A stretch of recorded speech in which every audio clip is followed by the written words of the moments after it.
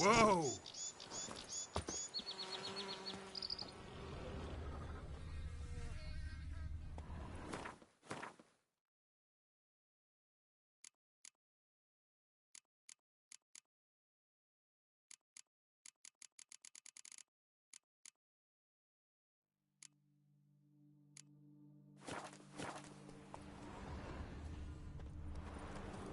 Such good fortune you found us. Hobnailed boots, multiple sets of prints. Ducal guard, clearly. Let's see where they went. Walked along the shoreline. Perhaps the body lay on the bank.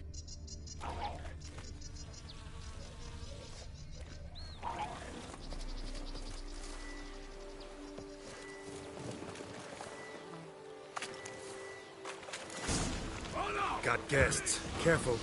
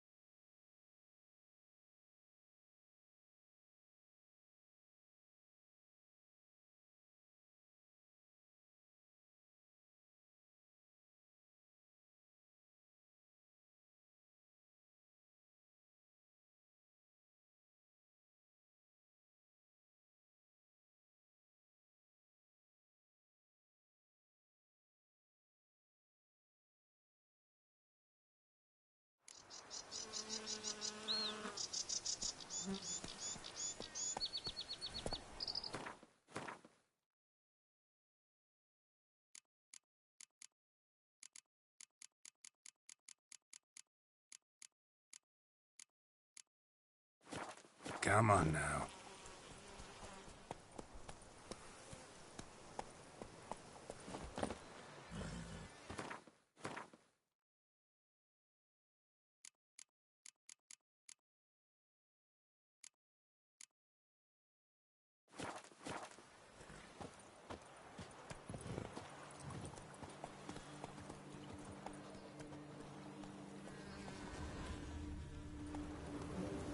Hobnailed boots, multiple sets of prints.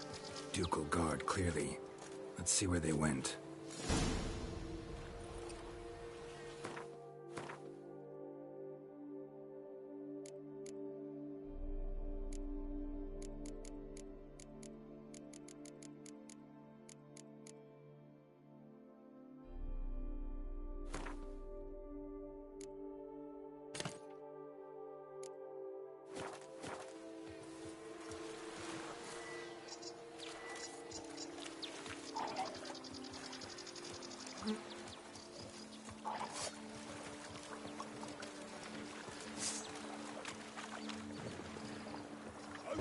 You all! For my name is not Milton the Got guests. Careful.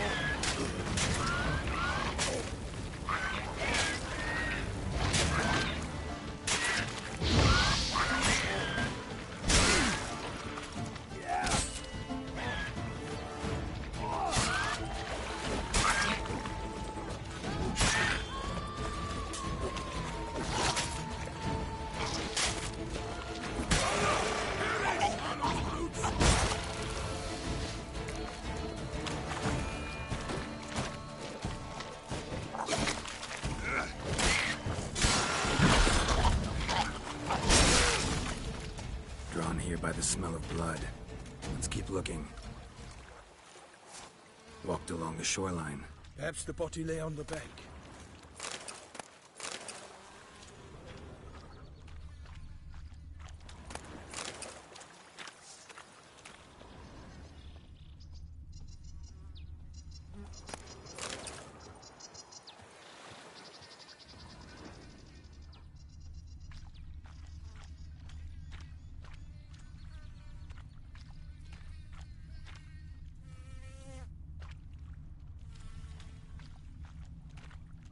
Anything taken by the current ends up in these shallows. Yes, the stench is fierce.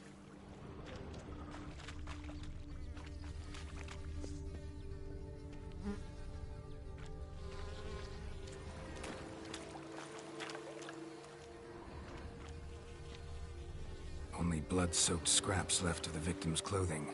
Good quality cloth. A wealthy victim, correct? Looks it.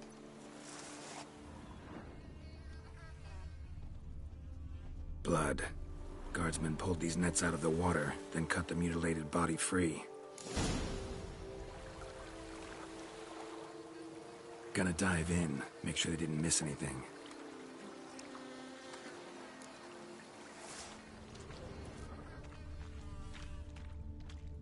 Look at the rut. Guardsmen left this site by boat, recently, probably to transport the body somewhere.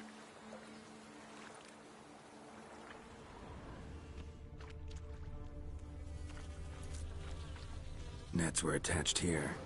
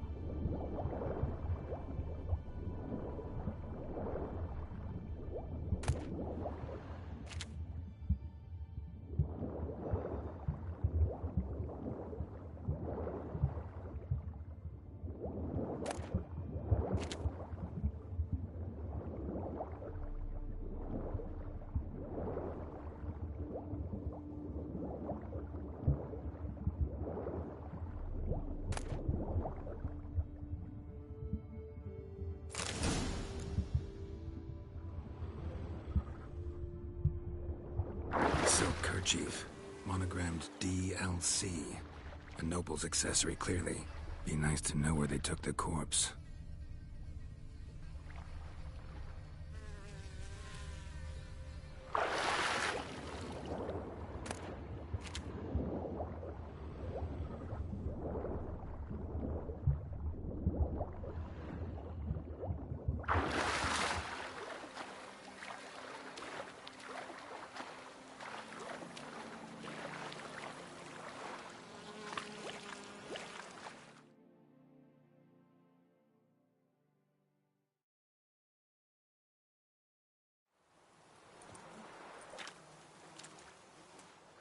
What now?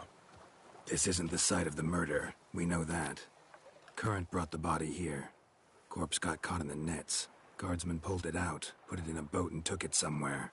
Need to find out where. I'd like to look at the corpse before it starts to decompose. The inn. Its patrons must have seen the guardsmen, which direction they took. We should ask there.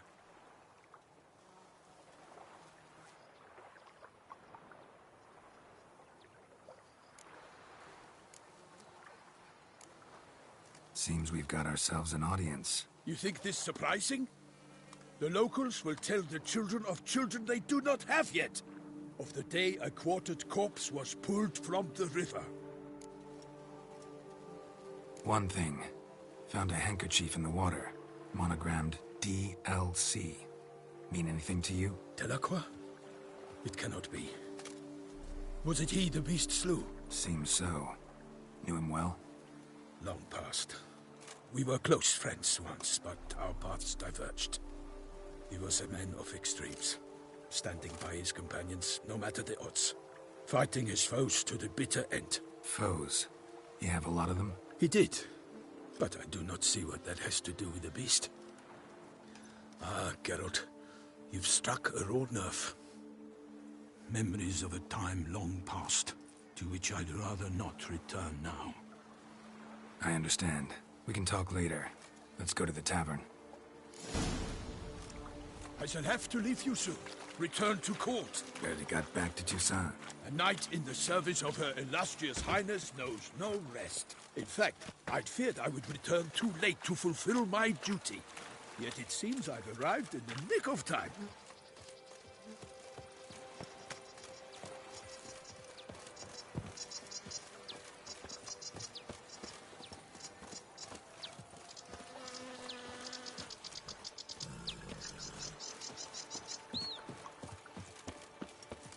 Once you have finished examining the corpse, be sure to report to Anarietta. Anarietta? Her Grace, the Duchess. I forget myself at times. We address each other by our first names in private. Never in Pomrin's presence, however. He finds such familiarity offensive. Keep calm. Start no brawls. Oh, a watering hole for traders, smugglers, boatmen. But you will find no better crayfish chowder in all Toussaint.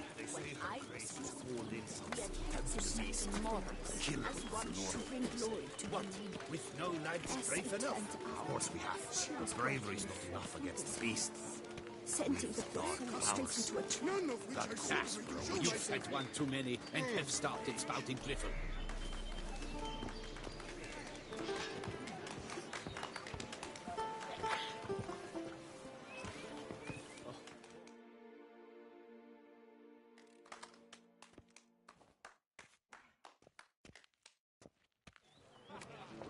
By my troth, could that be the musty scent of fresh pâté?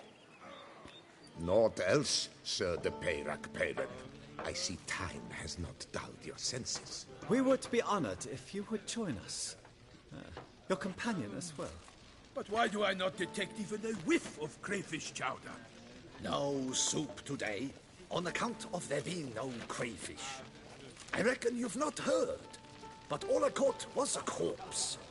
I awoke at the crack of dawn, as I do each day, but when I looked up, I beheld a blood-red sky. This corpse is precisely why we're here. For the man whom you've invited to join you at the table was summoned from a far-off land by her gracious magnificence. He is tasked with tracking and killing the beast. We invited two men to join us, yet since Sir de Peyrac Peyran in temperament is more akin to hare than hound, I surmise the other is the hunter.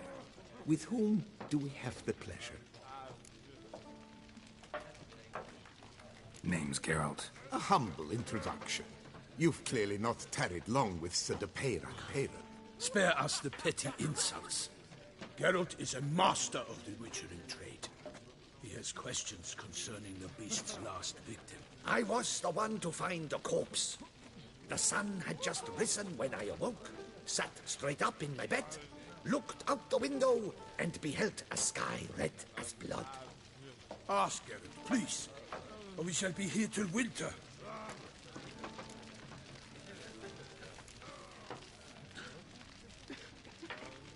Need to examine the body. Know where they took it? They ferried it across, then loaded it on a cart and hauled it to a cellar at Corvo Bianco to keep it cool, see? What? Why, Corvo Bianco is Baron Russell's estate. When he learns they've turned his cellar into a morgue, he'll set his hounds on them. While you were gallivanting about the north, his vineyard was auctioned off. Who was that? Woman who just left. Didn't see her before. Didn't notice her walk in either. Doubtless Ninnis, the innkeep's daughter.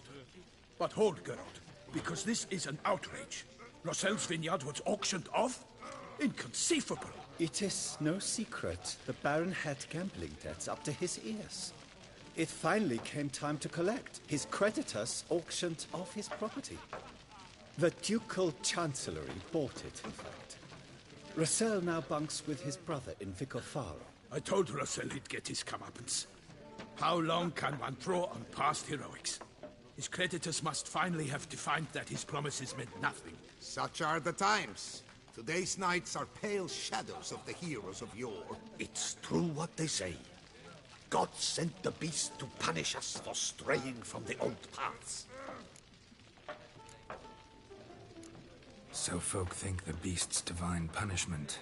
Knights have turned their backs on the old customs. Where they were defenders of the duchy, they're now defenders of their own tushes. Why, you insolent... Let him talk. The Duchess trades in titles, grants honors to ill-doers.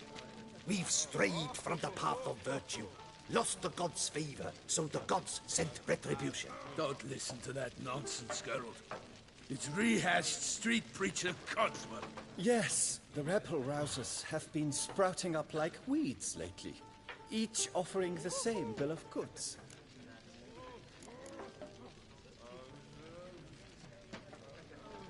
They say anything else about the beast? Besides it being a messenger of the gods? The Toussaintois are no fools. They see clearly the beast kills on days honoring patron saints. Picky monster. Thanks for the hospitality. Time I examined the corpse. Corvo Bianco lies a short way from here, near the tourney grounds. Just follow the road and you'll arrive. Not coming with? Oh yeah. Duty of some sort calls. Some sort? Her Grace bestowed a great honor on me, even before we departed for Velen. I'm to play the hare during this year's game in the palace gardens. When you see me in my costume, you will wet yourself laughing. A little tempted to ask a few questions, but it sounds like a long, complicated story. One involving lengthy digressions into local history and tradition. So, see you later, Milton, and good luck.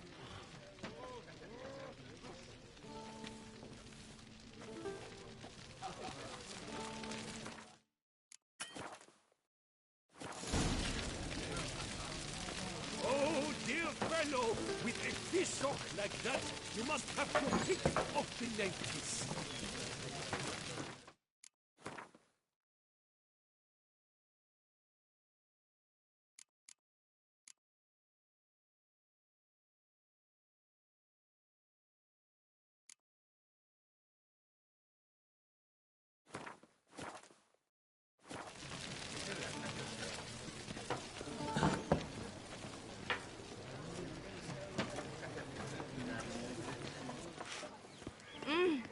Where's the fire? Did you care, sir? Our sweet shining sun.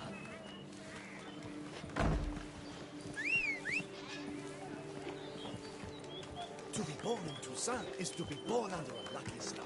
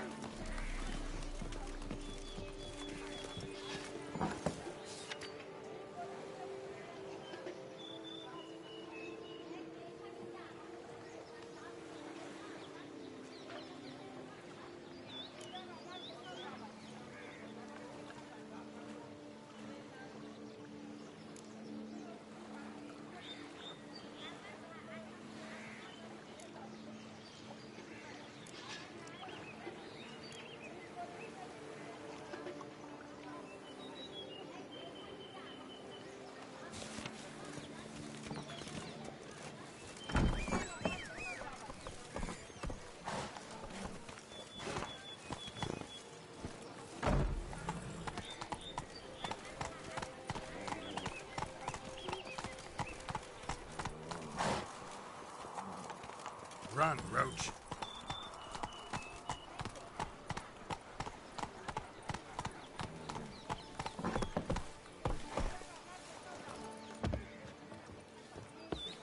To be born in Toussaint is to be... Oh, dear fellow, with a fish hook like that, you must have your pick of the ladies.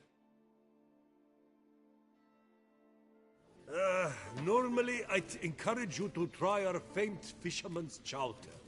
But alas, we are all out of crayfish. Could replace them with something else. Perch, for example. Replace crayfish with fish? I beg you. What next? Vinegar for wine? Parsley for thyme? Huh? Your Nordlings are a pleasant lot, but about cuisine you know nothing. Got any gossip? Fishermen talking about anything interesting? Yes, about a Nordling who would replace crayfish with pike. Asked a serious question. And the tactless one. I do not eavesdrop on my clients, and I certainly don't repeat anything I chance to hear. Show me what you got in stock.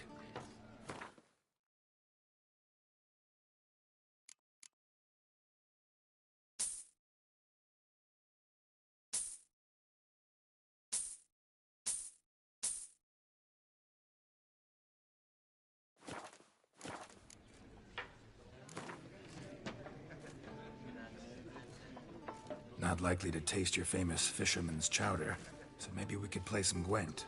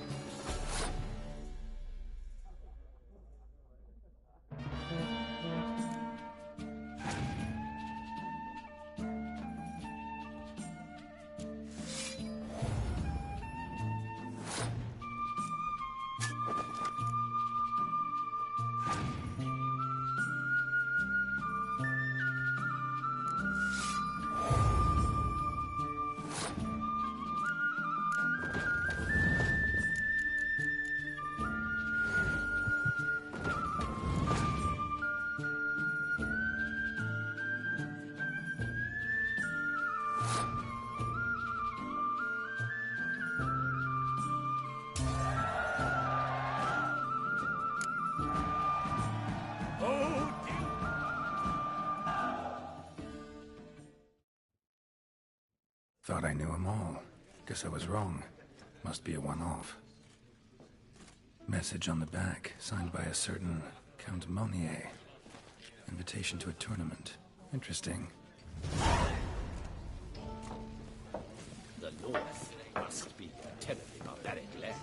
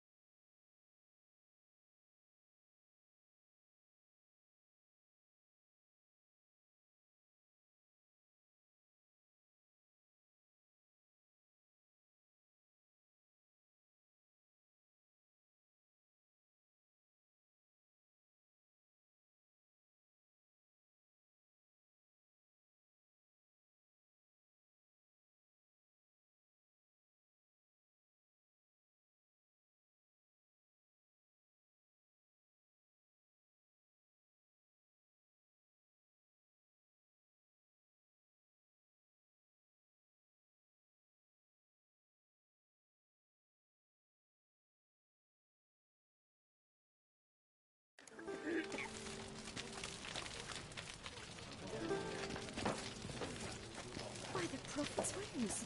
A witcher. Never thought I'd live.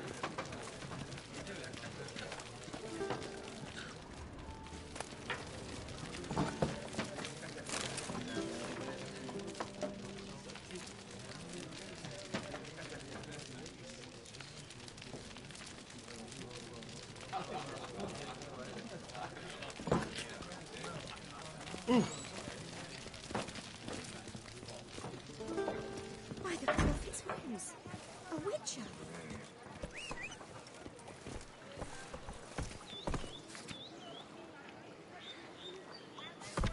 Return to traditional values and morals. That is the remedy for Toussaint's problems, not two swords. Let's go!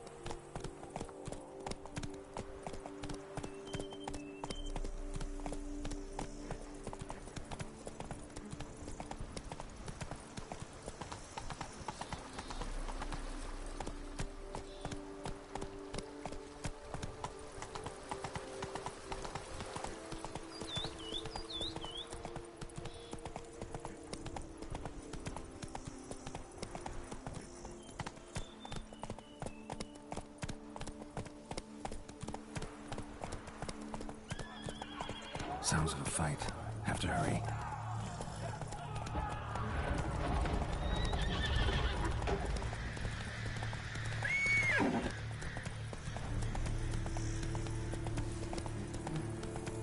Take it easy.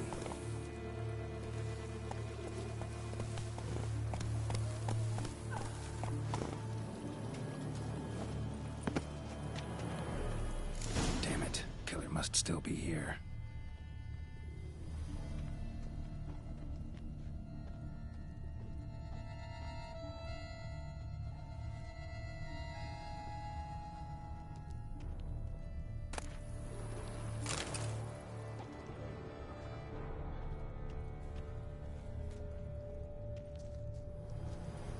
Throat torn open by man-like jaws.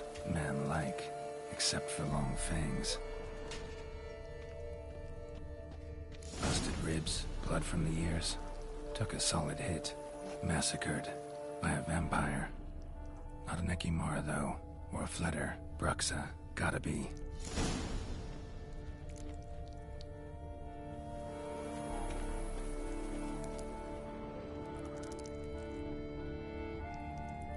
Killed with a single blow.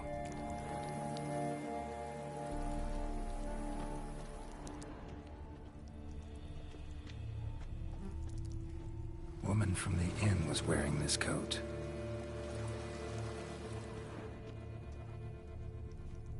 In the cellar. Gotta be. Revermuck carried the body in his cart. Attacker had no trouble knocking over the cart. Claw wounds from 5 separate claws, spread of a small human hand.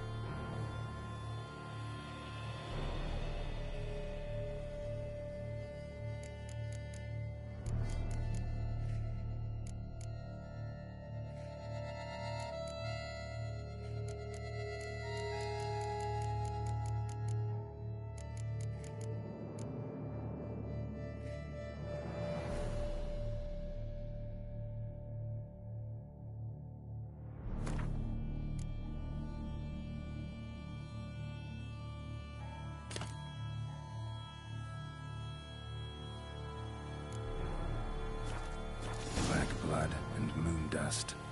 Could be lifesavers.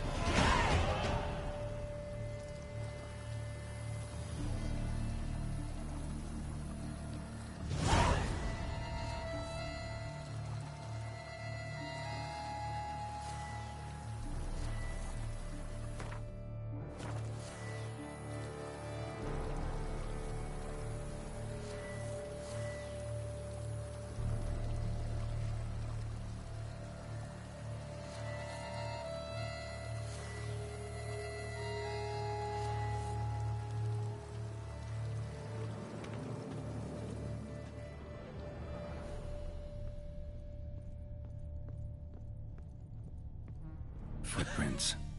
Small, bare feet. Lead deeper into the cellar. Fell down the stairs, broke his neck.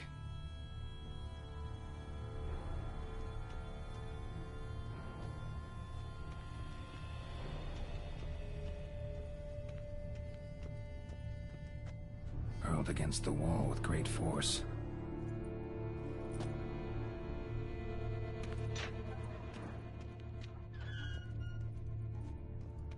Took a lot of strength to batter this down.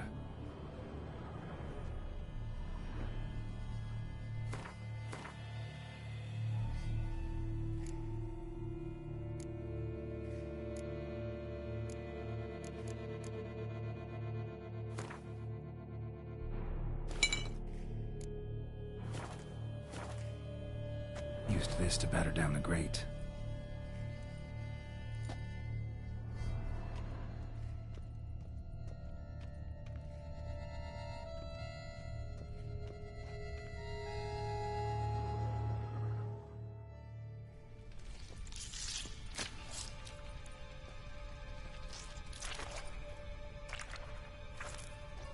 You. Saw you at the inn. I know what you are. Don't know why you killed these people, though. Clearly wasn't for their blood.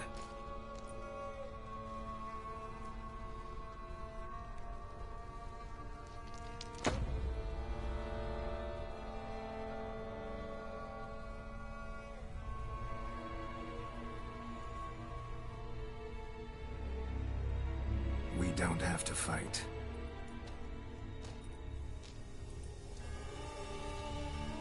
You are wrong.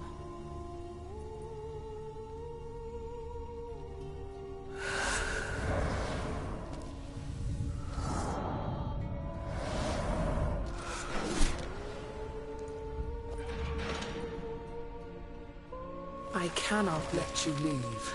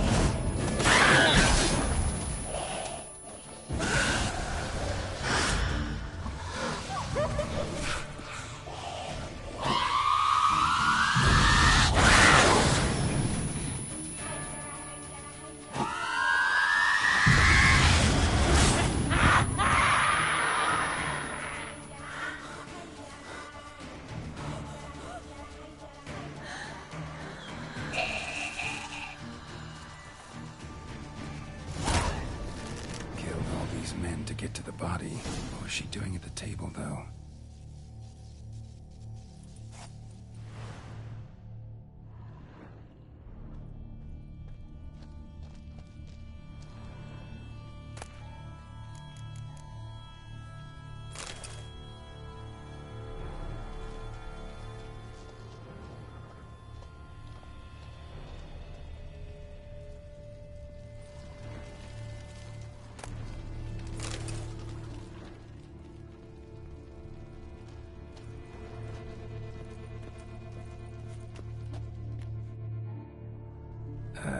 Stinks.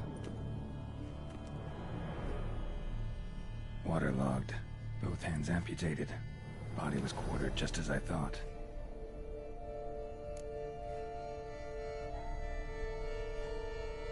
Laid in water for some time. Head swollen, and something took a few bites out of it. Something in the throat. A pouch. Bulging with coins. Nilfgaardian florins from several different provinces. If the murderer did this, means we're dealing with a sentient thinking beast.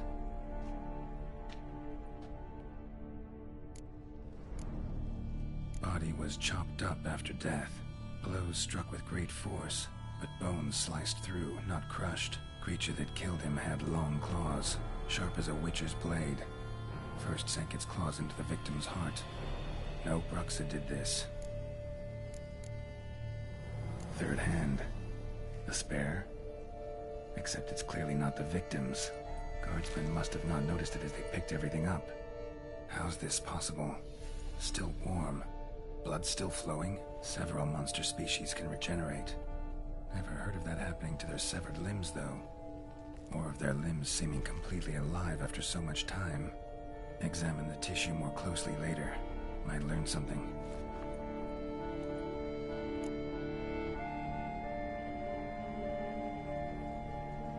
So, murderer was clearly a monster, but not a Bruxa. But then why'd the Bruxa come here for the severed hand? And who does the hand belong to? Why the hell's it still warm? Now, pouch shoved down the victim's throat. What's the significance? And why was he chopped up into pieces? Lots of questions, no answers so far. Need to know about the other victims. I'll ask Palmerin to get me in to see the Duchess.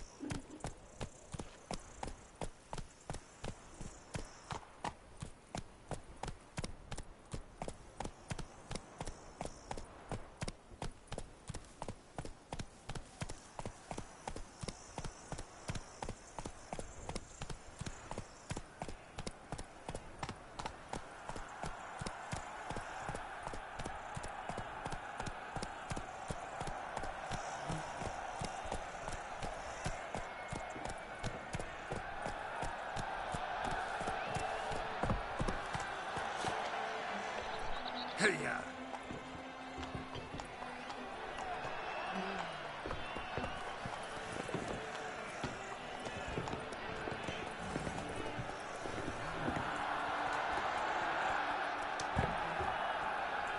Come on.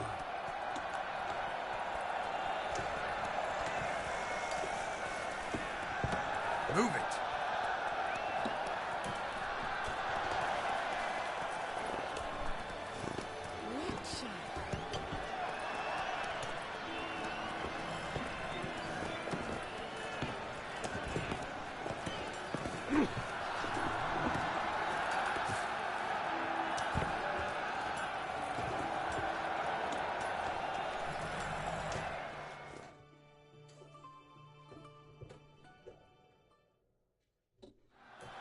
Armor chromed, engraved or fluted, whatever your heart's desire.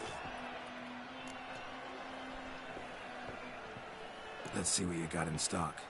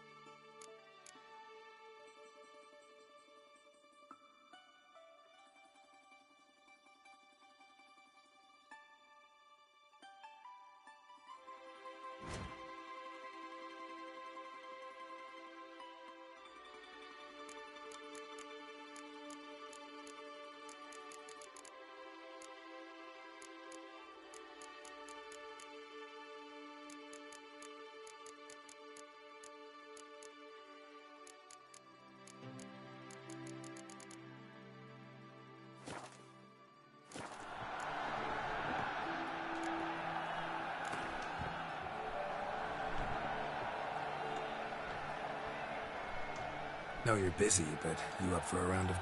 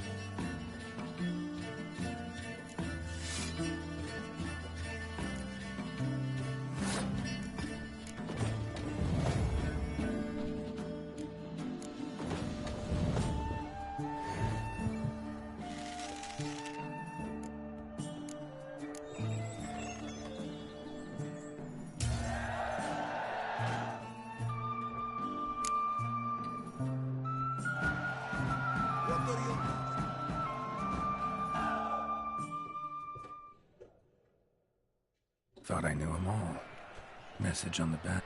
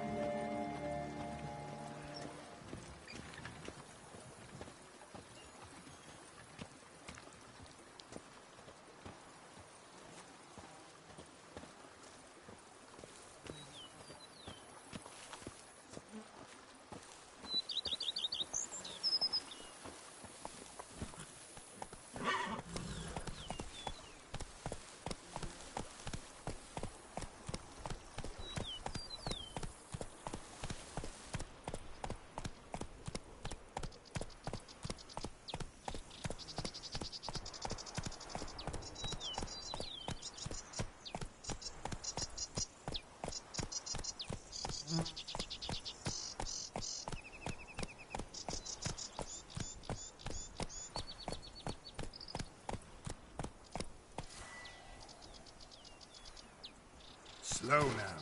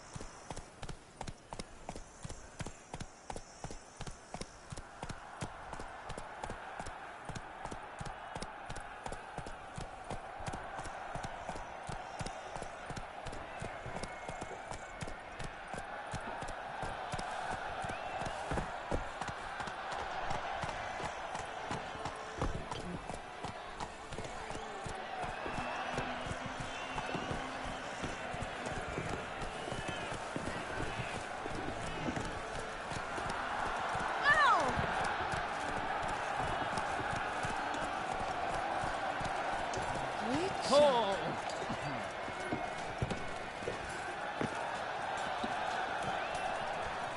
Oh!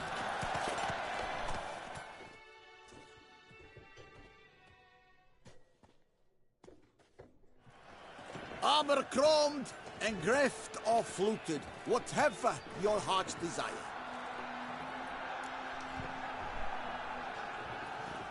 Let's see what you got in stock.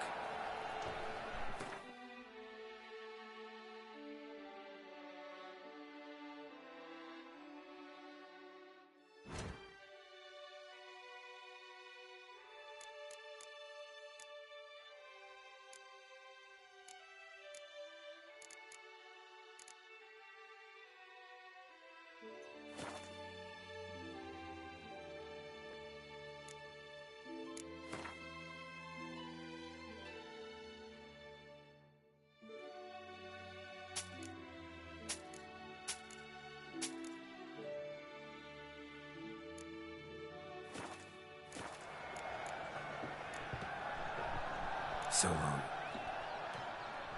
What are your needs, Master?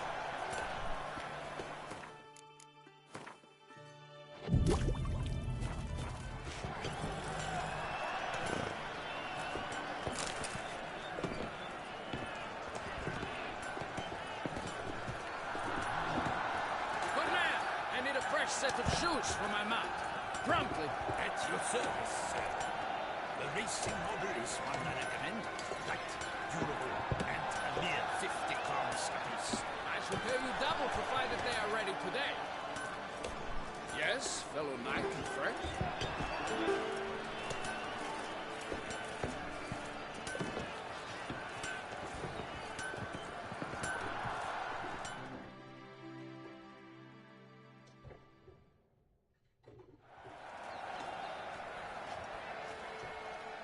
Ah, a professional.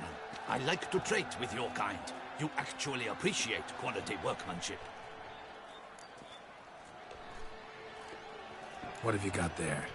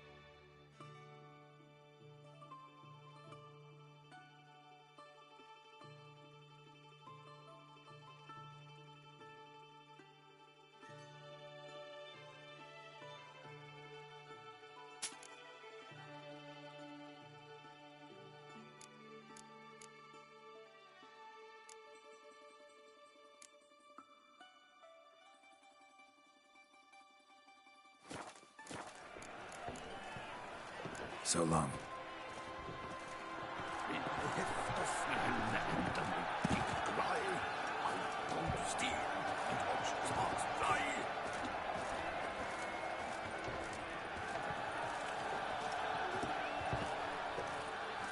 The guard brings peace to our domains. Flout its writ and rot in chains.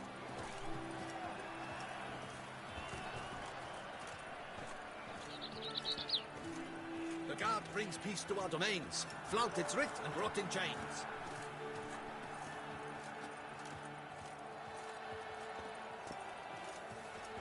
Colvin, Holmadin, Chief Pantara.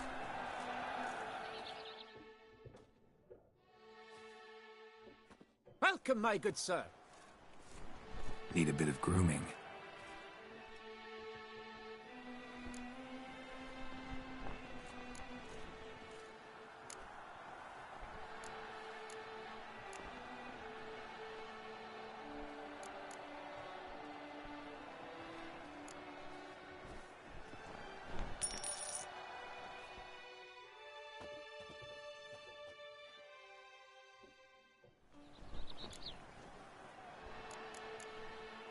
My time's up.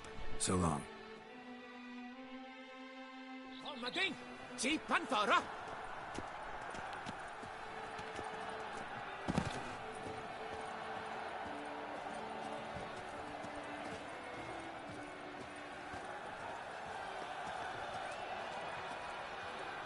The gods have sent the beast as punishment for our sins. We have ceased to succor our ancient traditions. Baseness reigns where virtue once ruled. Greed and lust shrunk on our wisdom lies stripped of all that is evil. Generosity and the valiant have shown themselves cowards. Who do my eyes espy, Lord Gorse? Hail, Percy. You must know I've embarked on a quest of true wonder. A horde of challenges awaits. This sounds compelling. Upon Lac Selavis waters floats an isle. There you will learn all. I must ride where destiny calls. Godspeed till next we meet. Might be worth looking into. Disrespect. Just left. I'm listening.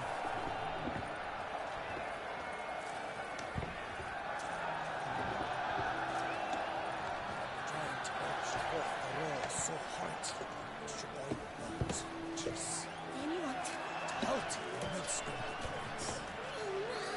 But virtue always trumps villainy. With his friends at his side, Yor best the Goliath, and restored peace to the land.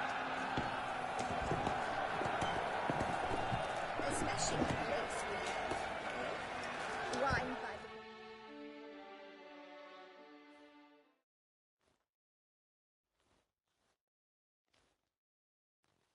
the... Need Duchess. Urgently. All right, you scamps. Story's done. Go find your parents. But the Pomerine, what about the story of Rittik and the dragon? A tale's for another time. But take a good look at the man who stands before you now. This is Geralto of Rivia, the master witcher who lent his valiant hand to the defeat of the giant Goliath. Master Witcher, is it true virtue always trumps villainy?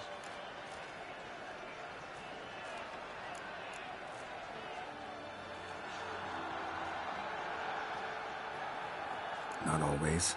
Could go either way. Sometimes virtue wins, sometimes villainy gets the upper hand. Still worth being good. But why? If it doesn't mean you'll win. Pomerin's story. Think back. A decent man attracts other good folk, makes friends he can count on. A rogue? Well, you can only count on other rogues. And who would you rather have for a friend? A man of virtue? I must agree. Now, that will do for questions. Go find your parents. Her Enlightened Highness has doubtless arrived at the tourney grounds to watch the battle in the arena. If we hurry, we'll be in time to speak with her before the spectacle begins. Lead the way.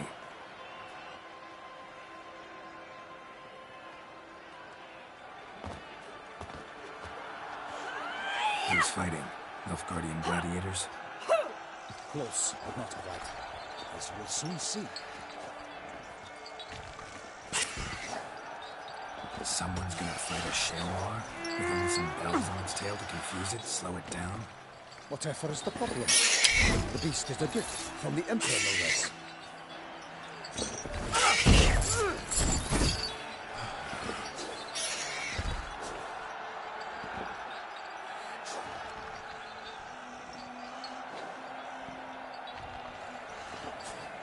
This is dangerous. Bells on its tail aren't enough. I saw a spectacle of the sort at the arena in Nulroad. There, a knight defeated Shelmar with bells on its tail. Might have gotten lucky. Shelmar might have been lame. Who knows? Only a Witcher has a real chance against a healthy Shelmar. And that's not even every Witcher. Besides which, releasing a monster that dangerous in front of a crowd? Plain irresponsible. Who's going to fight the beast? Guillaume, the young man we met. Yeah. Mentioned he promised his heart's captor a monster trophy. Great love demands great sacrifices. Let's go.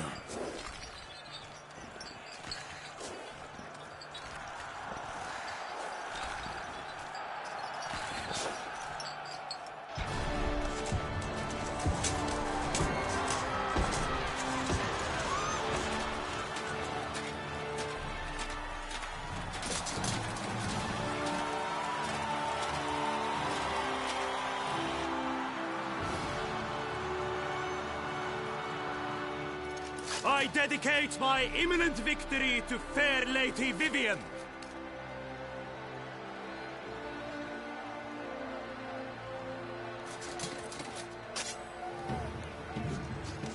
It's begun. The fight shall have to end first. We must wait.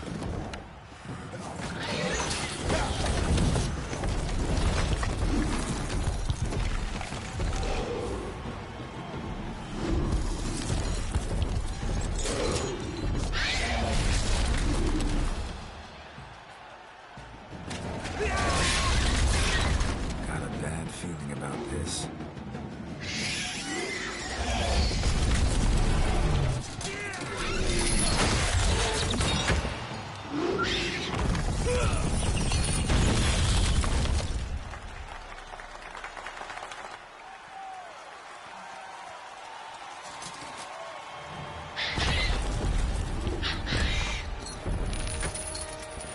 Damn it.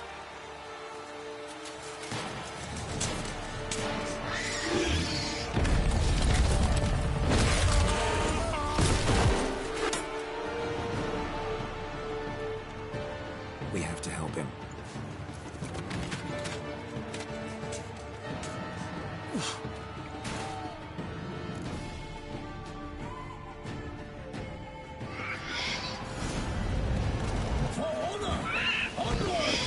Keep it down.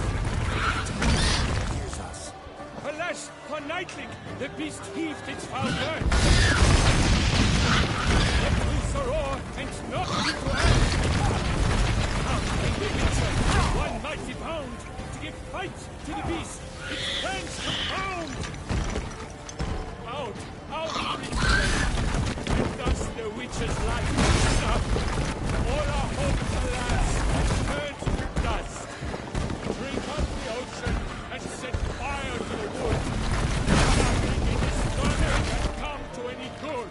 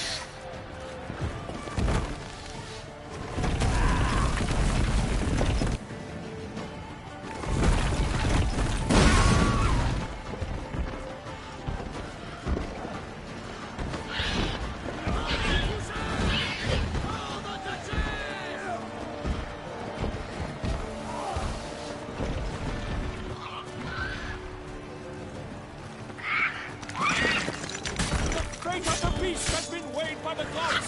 Soon the Witcher shall triumph against all odds!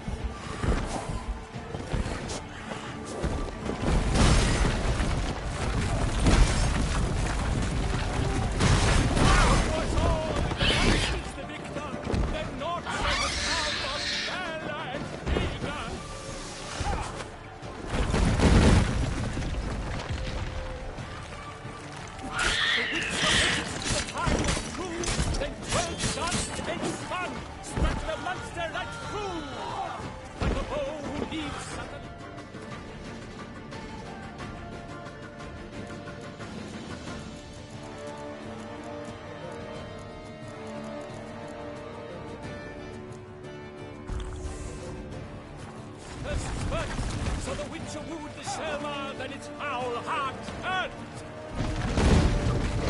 God's life he faked, his razor strikes belly, Selma's cries feel out, with that transformed to jelly.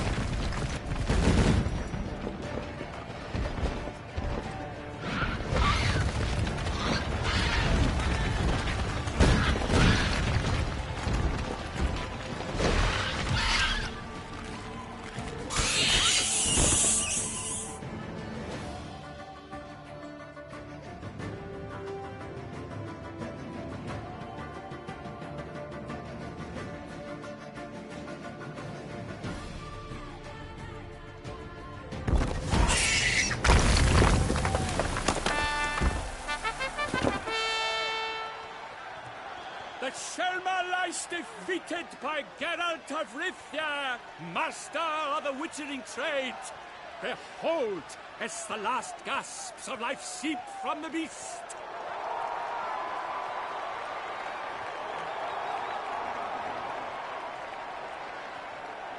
Master Geralt, do what you must. Finish the deed!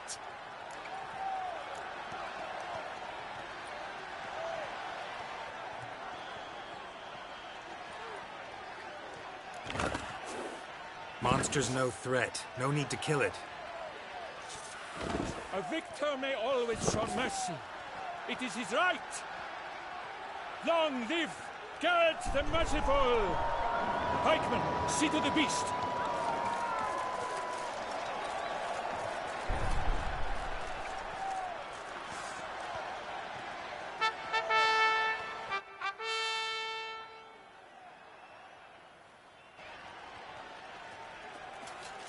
Guillaume. The lad came damned close to dying. I'm fine. Not hurt at all. Vivian?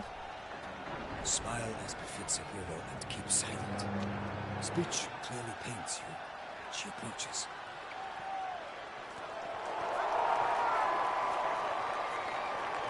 Geralt. We must talk. Vivian. You shall talk later, in the medic's tent. Geralt, magnificent, breathtaking. Your Grace. We knew that to summon you was a brilliant idea. We are delighted, ravished to have struck upon it. And I'm truly honored. See to our young hero. Hop, hop. For we must make off with Geralt. We should talk. We had been long awaiting your arrival. Had nearly lost hope. Then suddenly, that entrance, so spectacular. Your Grace. Shaelmars are dangerous creatures, even to knights in full-plate armor. Nonsense. In Toussaint, knights have battled beasts for mere glory since time immemorial. True. Guillaume suffered a few bumps, scars, and bruises, but in return gained eternal glory as he who slew the monster. What about the crowd? Say the Shaelmar had vaulted into the stands. Would have been a massacre. Geralt, though we value your fortuitous intervention in the arena, we would remind you your services have been retained, and as shall soon become clear, You will be generously compensated for completing another task altogether. Your Grace, my contract. I'd like to discuss it. Naturally, but not here. We shall need Damien. He led the investigation pending your arrival. But whatever could he be? Come, we must find him.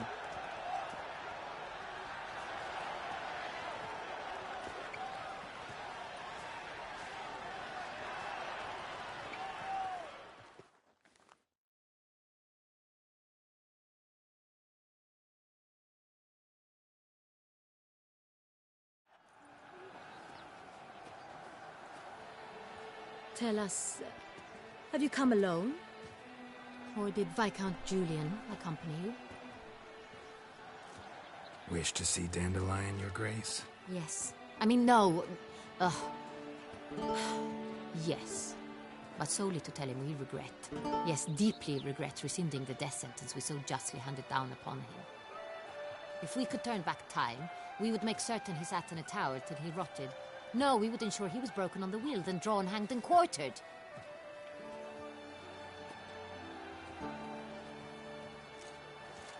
Ah, the very man we would entrust with these tasks. Damien de la Tour, captain of my personal guard. Your Grace, Witcher. Greetings. Sorry to have to tell you, but the guardsman handling the last victim's body... I know already. The creature in the cellar of Corvo Bianco. Was it the beast? No. A bruxa, a kind of vampire. Not the beast, but tied to it in some way. You know this how?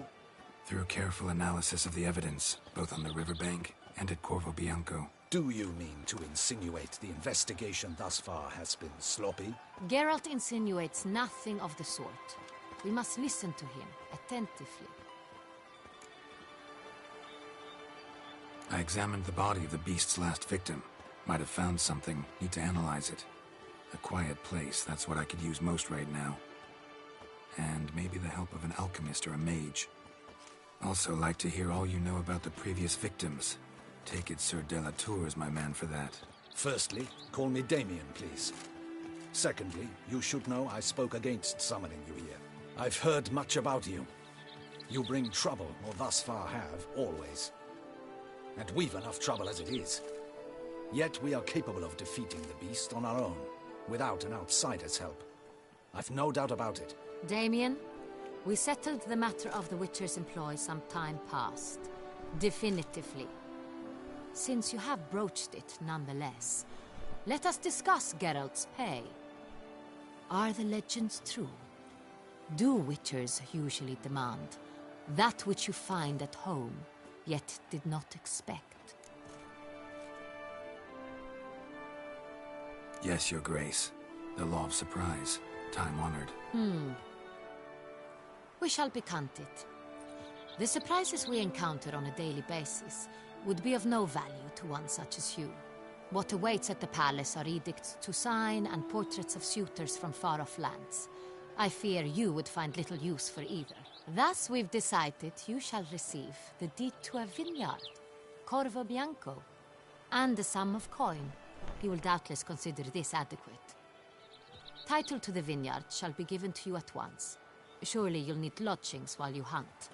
The coin, however, will be yours only once you have slain the beast. Lovely, generous gesture, Your Grace. But Corvo Bianco, isn't it the Duchy's temporary morgue? Is it now? The Chancellery's bungled things again, we fear. Not to be left unsupervised for one instant. Yet, in its mood, a morgue should present minimal problems to a Witcher. What's more, nothing enhances a wine's reputation better than a grim legend. Thank you, Your Grace. I accept the contract, of course. But as I said before, I'll need some information. How'd it start?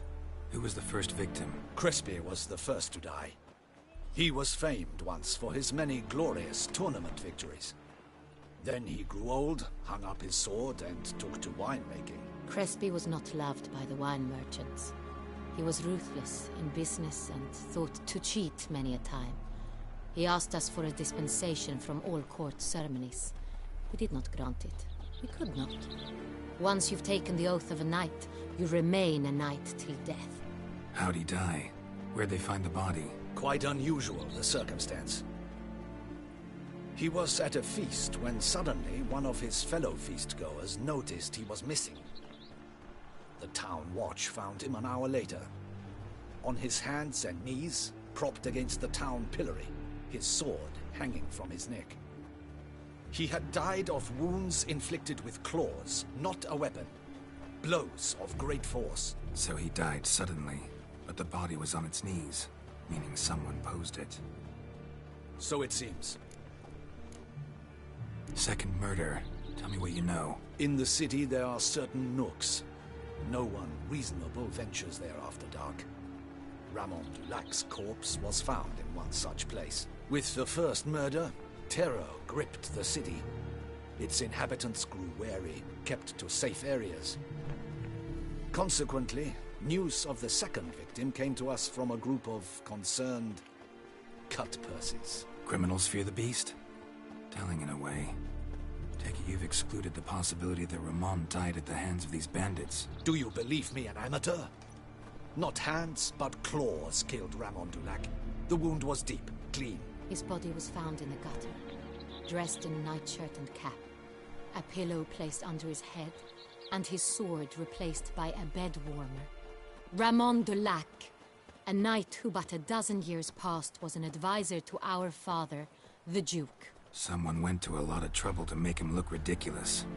Maybe revenge was the motive. It's not out of the question.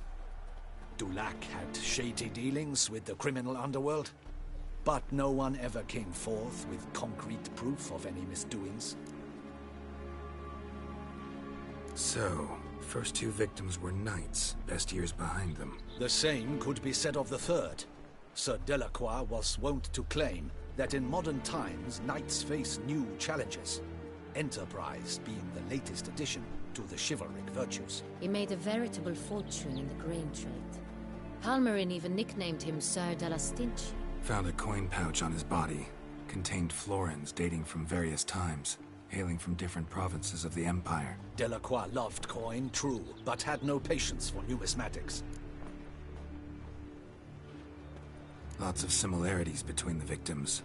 All the bodies were found in strange places, under extraordinary circumstances. Seems the murderer, whoever or whatever it is, has some meaning to convey. These were honorable men. We are horrified by the disdain, the disrespect with which they were treated. These were knights of Toussaint. Blast it. Might be the point. From what you say, none was a model of virtue. Ever considered that's what the beast's trying to draw attention to? All the murdered men were knights who swore fealty to the 5 chivalric virtues. And even if the... Knights of Toussaint swear fealty to what virtues exactly? Honor, wisdom, generosity, valor, and compassion. 5 virtues. Why are they so important to your knights? Strange question. Your Grace, forgive me. I'm a foreigner trying to understand another land's customs. You are forgiven. According to legend, the virtues we cultivate were bestowed upon us by the Lady of the Lake. How we truly came to espouse them, none remember. In Toussaint, we believe men of low birth should be simple-hearted and obedient. We expect much more, however, of our knights. They are to be soldiers and courtiers, lords and servants. Thus, the need for clear moral guidelines. At the time of his dubbing, a knight vows to demonstrate throughout his life honor, wisdom, generosity, valor, and compassion. Beast seems to be pointing up moral decay, denouncing it. Victims were all humiliated. Might have been murdered to emphasize their lack of specific chivalric virtues. Honor compromised by the pillory. Wisdom by ridicule. Generosity by a coin pouch shoved down a throat. It seems to fit, true, though not perfectly. Can't discount the theory if it's on the lips of everyone in town. Say our reasoning's right. Next murder will be just as showy and denounce the victim's lack of the 4th virtue, valor. We can also assume that victim will be an elder knight. Let's think. At the moment, all the knights are either at the tourney grounds or in the palace gardens. Our annual hare hunt shall begin there shortly. Have you heard of the custom? Milton mentioned something. Seemed excited to prance around in a bunny costume. Not sure why. Hang on. Strange circumstances. A knight advanced in years. The famed cowardice of rabbits. Could it be that simple? Is Milton de Peyrac Peyren the next victim? Milton also knew Delacroix. Told me so down by the river. Damien! To miss something so obvious. De Peyrac Peyren, Crespi, Delacroix, and Delac formed a knightly team. It was years ago, but... They were a team? They were close friends, tightly knit, and as such, earned the trust of our father, the Duke. We often witnessed him turn to them with delicate matters. Later, their paths diverged. Unlikely to be a coincidence. Beast must know it too. It's a lead, I'm sure. Your Grace, we need to find Milton, immediately. Rather problematic. You see, the garden entertainments are due to start, and he's disguised as the hare, hiding somewhere, waiting for some tipsy courtiers to find him. The hare's hiding place is a carefully guarded secret. We must call off the game, at once. First and foremost, we must remain calm. Damien, order the garden searched immediately, but discreetly. By no means can we disrupt the festivities. Panic will only incite the beast to strike sooner. And you, Witcher, follow me. My gardens, my night, I shall settle for. A murder is out of the question. I will not allow it. Not near my palace. Horses? Ready our horses!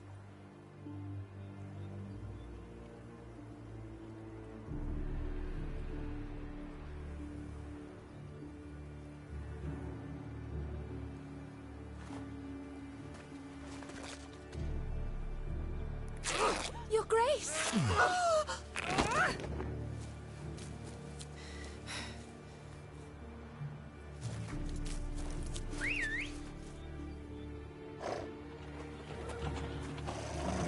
What the hell? Why, I should... Your Highness, I... Mind it doesn't get wrinkled. Onward!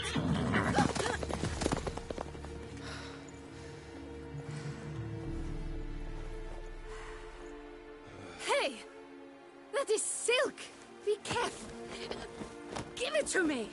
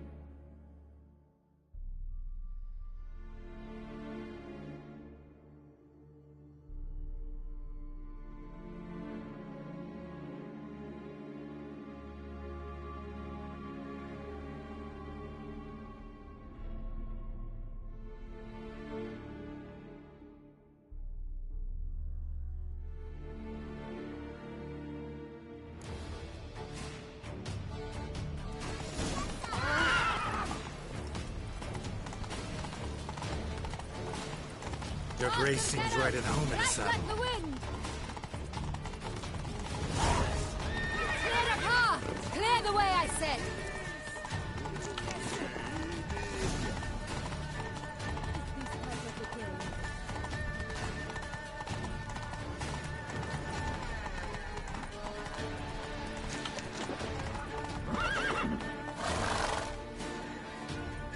Slower.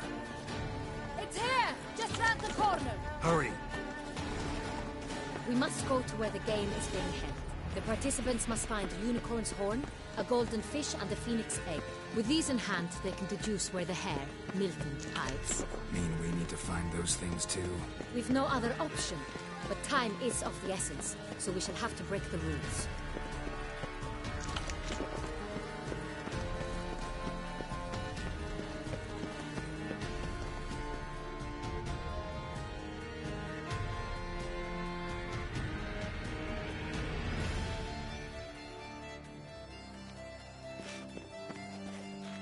On second thought, through here.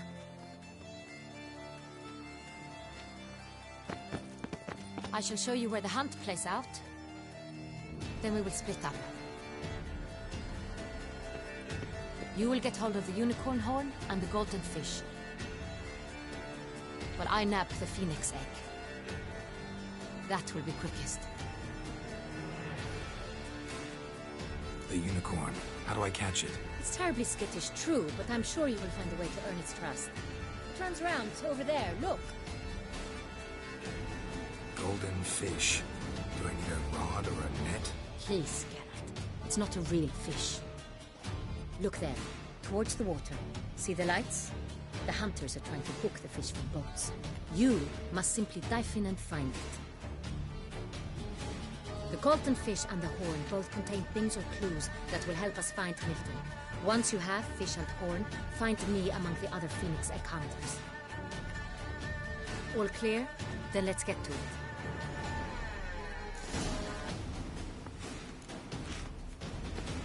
With no time to lose.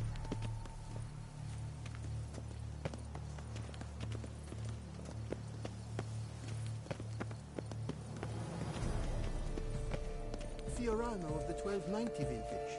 I do encourage you to try it.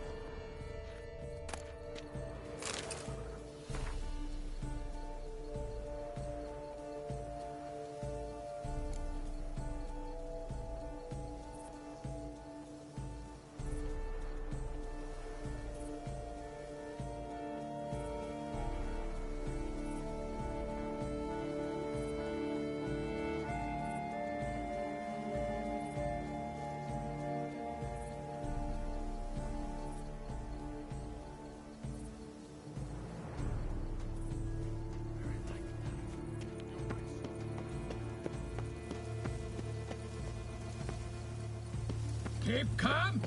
Start no brawls. Look! Your Highness, your grace. Your Highness, it's an honor. Have you noticed all the guardsmen in the gardens? Is something afoot, do you think? It's a possibility. We must keep a keen eye on them.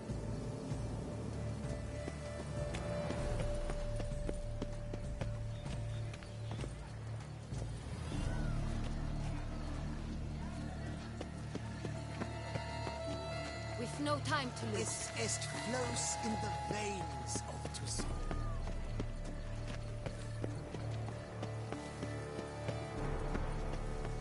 Have you noticed all the guardsmen in the gardens? Is something afoot, do you think? It's a possibility. We must keep a keen eye on them. Unicorns are thought to like music. But this is no true unicorn.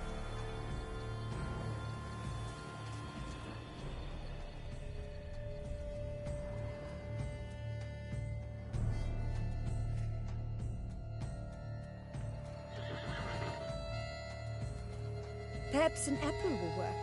Or some sweets. We would not be in this predicament, dear sister, were you still a virgin. Do you really wish to have this conversation again? Here and now? Hush, or you'll spook the beast. We shall try the sweets. Hey, folks. Gonna have to ruin your fun. Sorry. Who's that?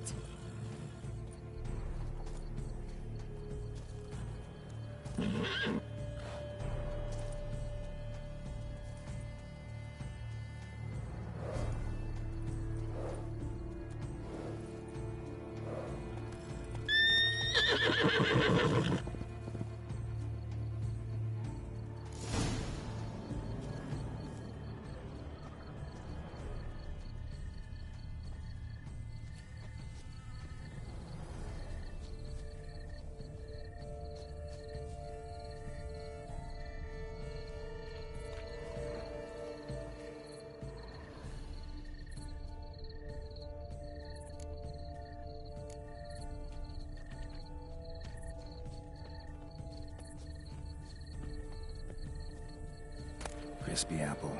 Should like that like any other damn horse.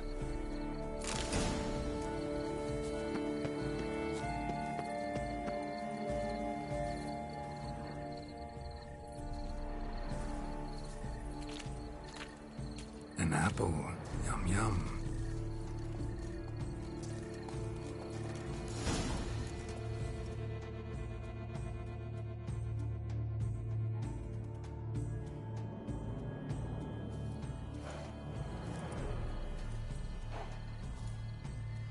Easy.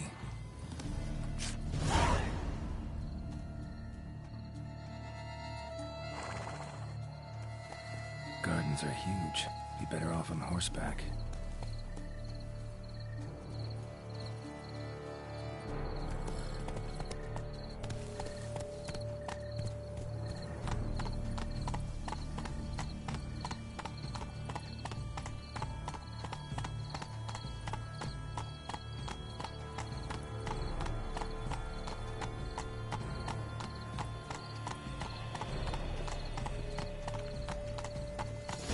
Should be easy to spot once I'm under.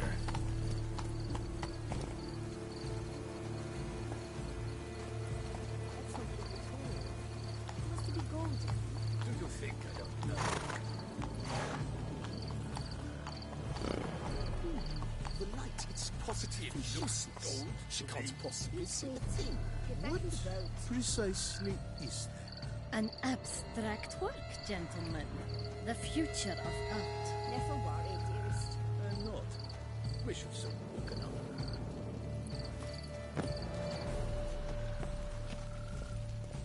That's not it at all. It was to be golden. Do you think I don't know that? Precisely. What the blazes? Did someone just dive in the water? Perhaps that's the way to do it. Sure, if you're a peasant. Wait. Get back into the water. But nice and lonely.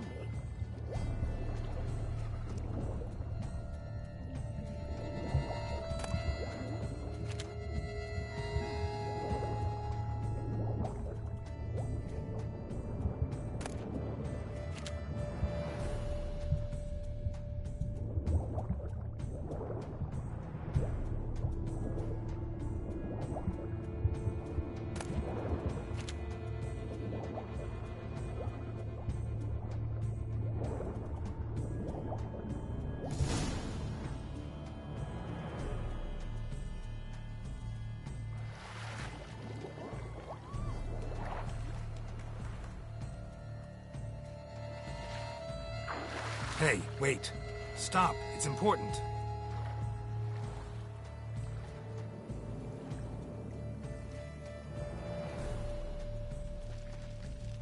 King Cormorant, sire, accept this offering we bring. Prithee cast upon us your merciful eye, and bear before us its secrets. As the moon is heavily coursed of trace, in my domain I await that moment of grace, when a soul of good or ill repute brings me a gift, fitting tribute.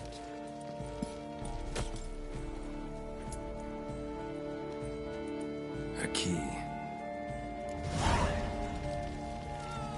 Why, you bomb-botched wretch! He's ruined the game! Disgraceful!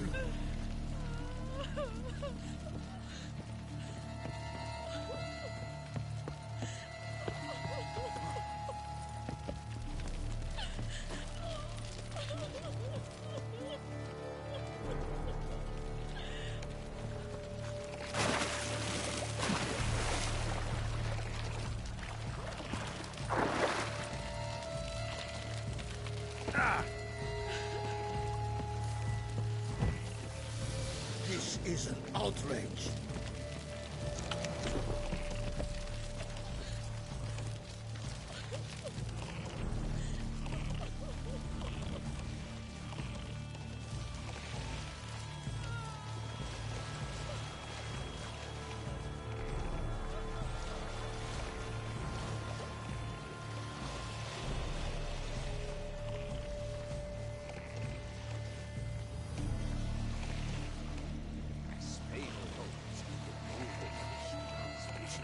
What then would you suggest I request when I catch it? I shall tell you later. Whisper it in your ear. It's a rude with his. Your reputation Every last one is free of disease. The light is positively useless. She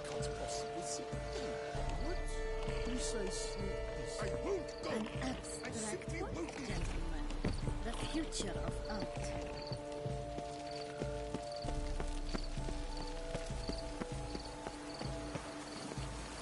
Move it. Slow now.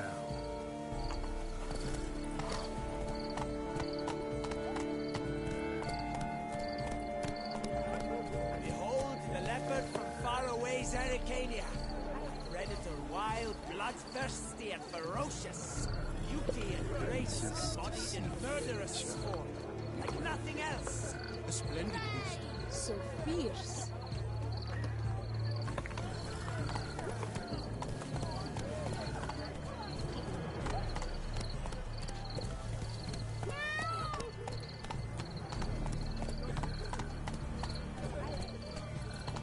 Work doth one know. Sloth doth one grant.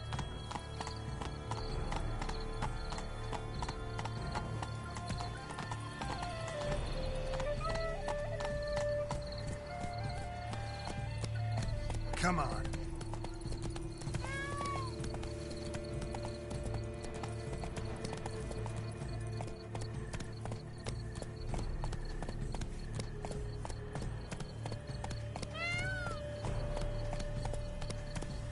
Have you noticed all the guardsmen in the gardens? Is something afoot, do you think? It's a possibility. We must keep a keen eye. But your grace. Slow now.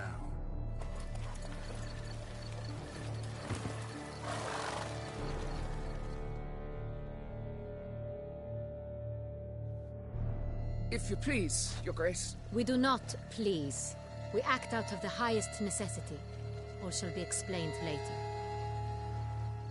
But it's against the rules. I am the rules.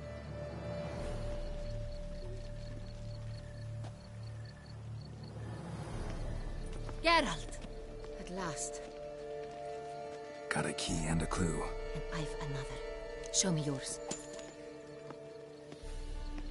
Who wrote this drivel? I begin like a groan, hollowed out with ease, then end like a mouse, with a head of hard cheese.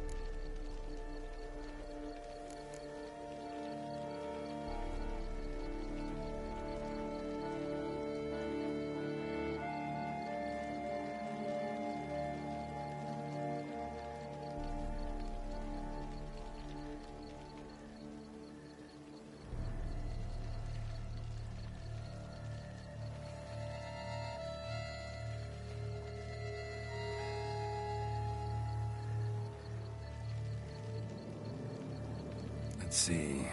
Grown. With ease gives us green, right? And mouse with the head of hard cheese. Greenhouse? You're a genius.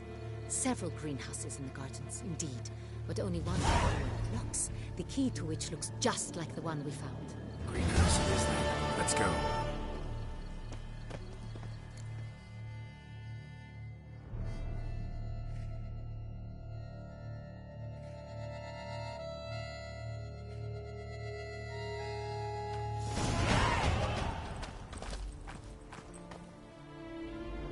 Wait here.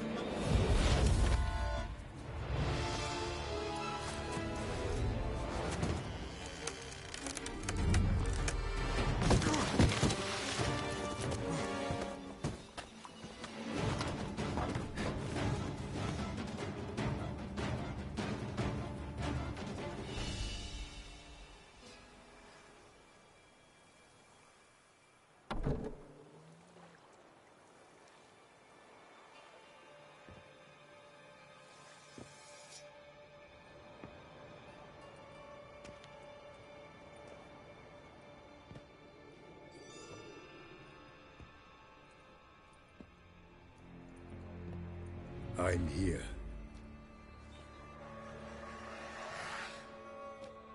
This belonged to you, maybe? It did, but you may keep it. I've a new one. I do not know you. I've done you no harm. Yet first you butchered a Bruxer who was dear to me. Now you pursue me. Why? You've killed 4 innocent people, at least. And you? How many innocents have you cut down?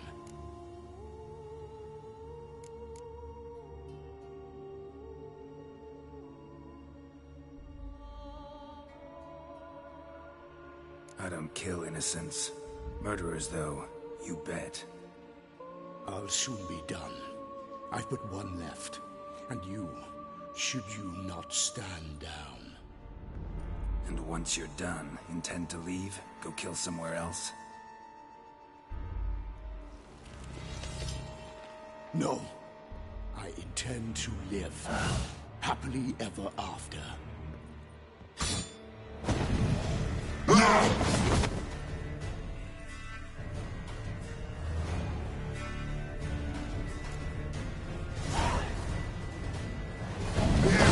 Let you kill again.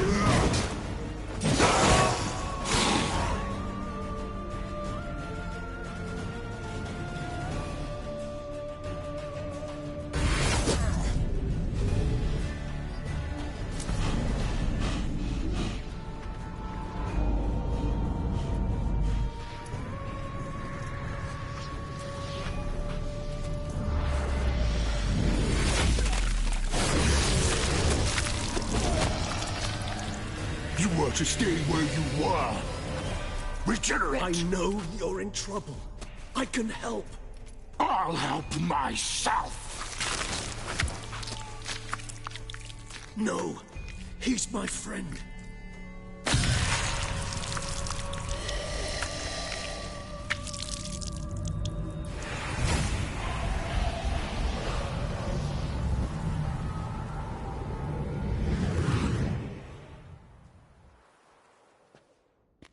Yes, Geralt, it's me. Regis? You all right? All is well. All's in order. Wounds such as these heal on vampires in moments. But we've not seen one another in ages, my friend. At least in human terms, that is. How's this even possible? Last I saw you... I was a bubbling, shapeless smear, having been rather spectacularly melted into a column of a certain castle. In somewhat better shape now, as you can see. Hardly peak form, mind you, but were I human, folk would think me a demigod, I dare say. I'm sorry. What happened, it was my fault. Never got a chance to apologize. No need, Geralt. Bygones. I did not have to join you on that expedition. No one twisted my arm.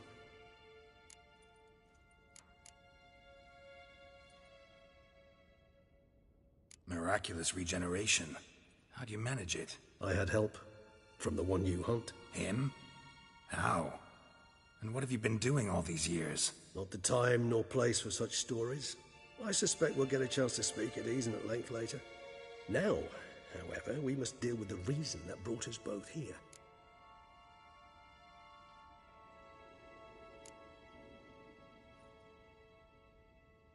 So you being here, it's no coincidence? Your powers of deduction seem to have waned not one bit.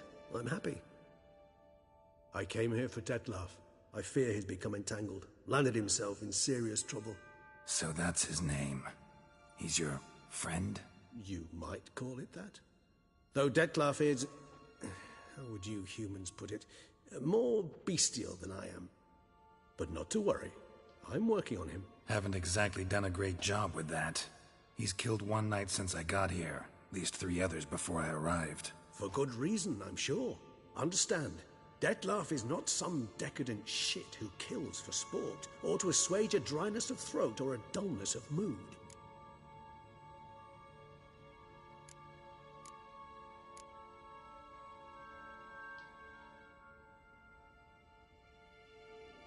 Seem pretty damn sure of that. I am, because I know him very well.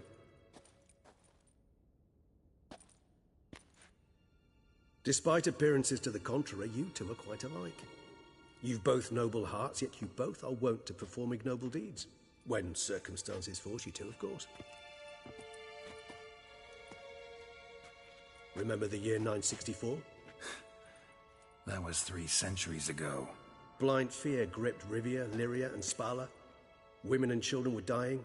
Their mutilated, dismembered corpses littered the fields. Brute of Lyria. Read about it. Chewed up almost 200, then fell to a common poacher supposedly armed with a dagger blessed by some prophet. It fell to Detlef, who then found a poacher asleep in the brush near his snares and dropped the fiend's corpse at his feet. And thus, a legend was born.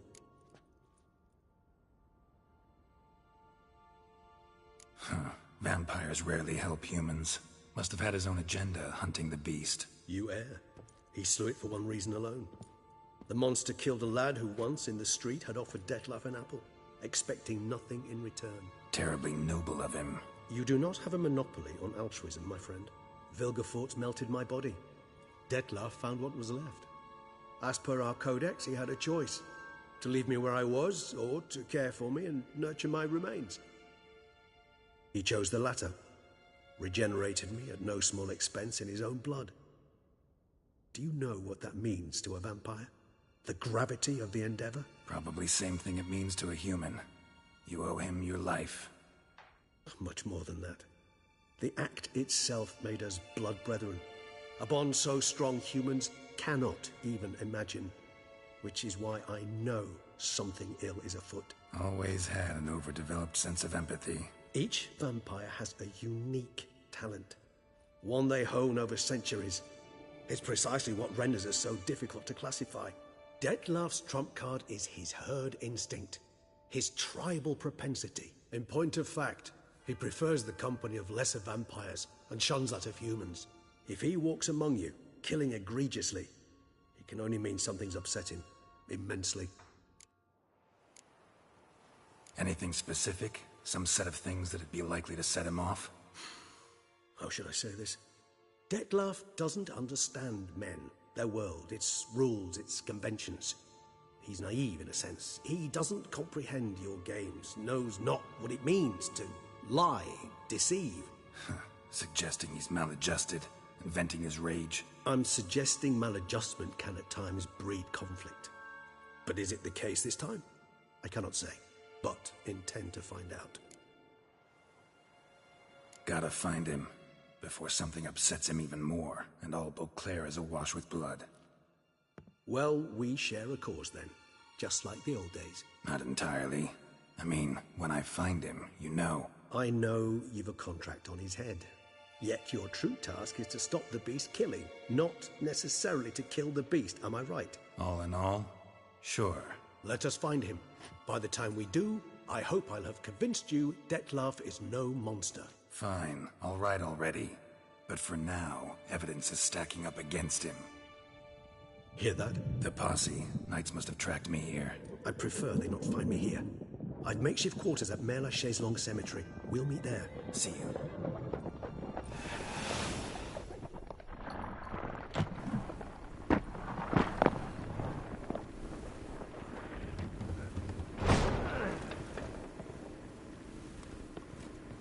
Witcher, we flew here as fast as our courses would carry us. Yet I fear we're late all the same. Pray, where is the beast? Still investigating. About to inspect this site. Withdraw your men before they trample all over the evidence. Sirs, we must let the Witcher do his work. Milton's murder cannot go unavenged.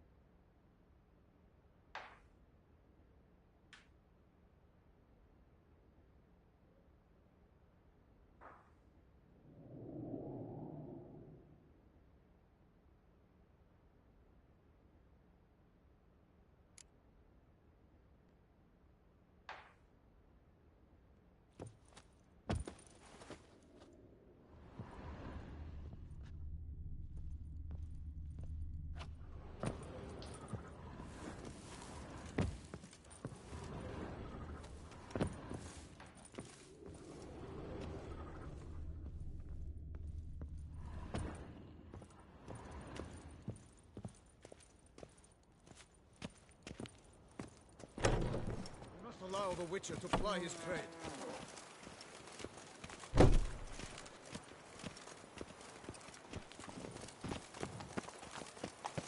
Good hunting to you, Witcher.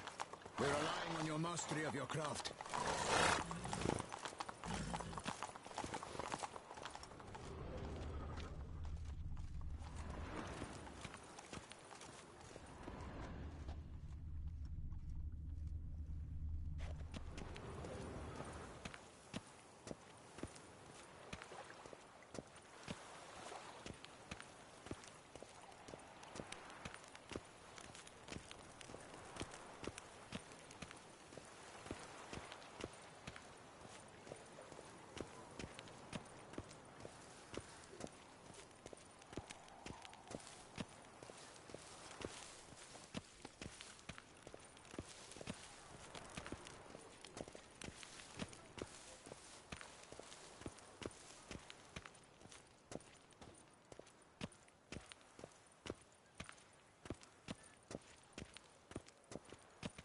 I've 3 doublets, none of which are suitable to show myself in.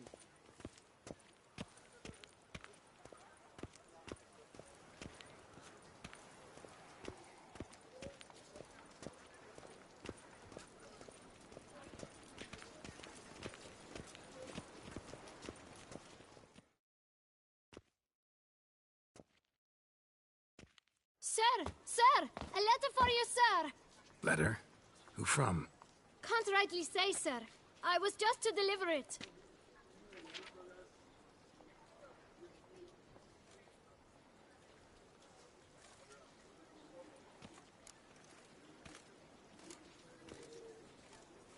Here. And thanks. No, sir. Thank you. And I truly hope I'll be of service again. Dearest. I suspect weighty affairs, rather than merely the wine festival, have drawn you to Toussaint. Perhaps you'll find time to probe a certain matter in spite of this. I recently came across the mention of one Professor Moreau, a scholar in Beauclair, who conducted research into Witcher mutations. Though the details are rather murky, as is the location of the scholar's laboratory, his journal could contain more information.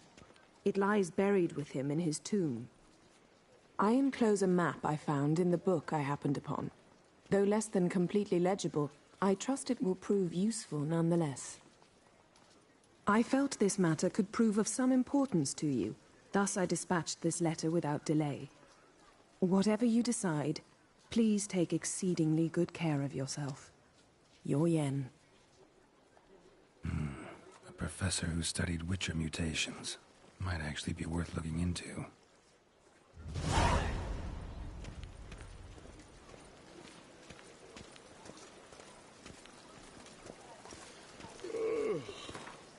Pious Kegman's beard goes in off.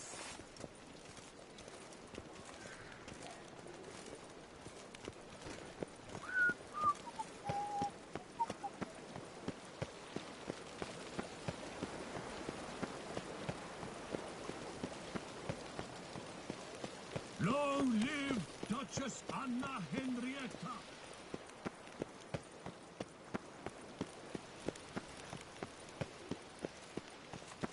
Up, shoop, dum, dum, here we have shoop.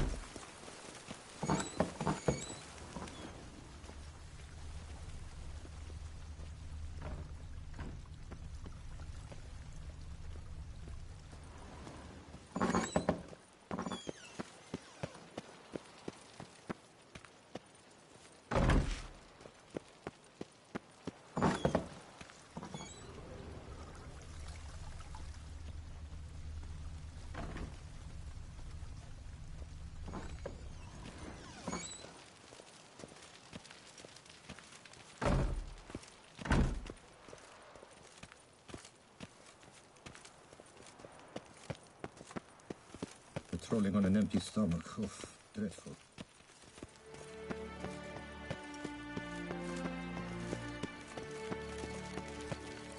Oh, am I invisible?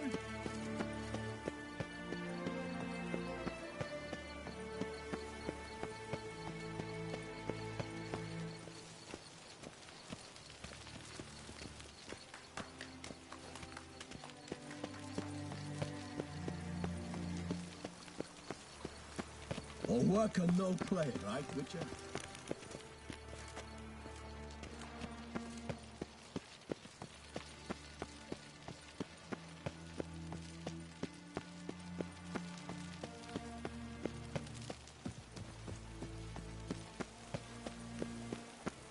Long live Duchessa Anna Henrietta.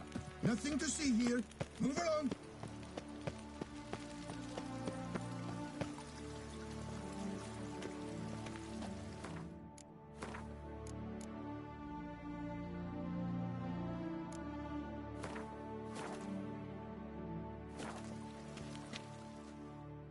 Yes, Geralt? Wanted to talk. That is, if it's no bother, Your Grace. Why ever would it be? I'm listening. What is it?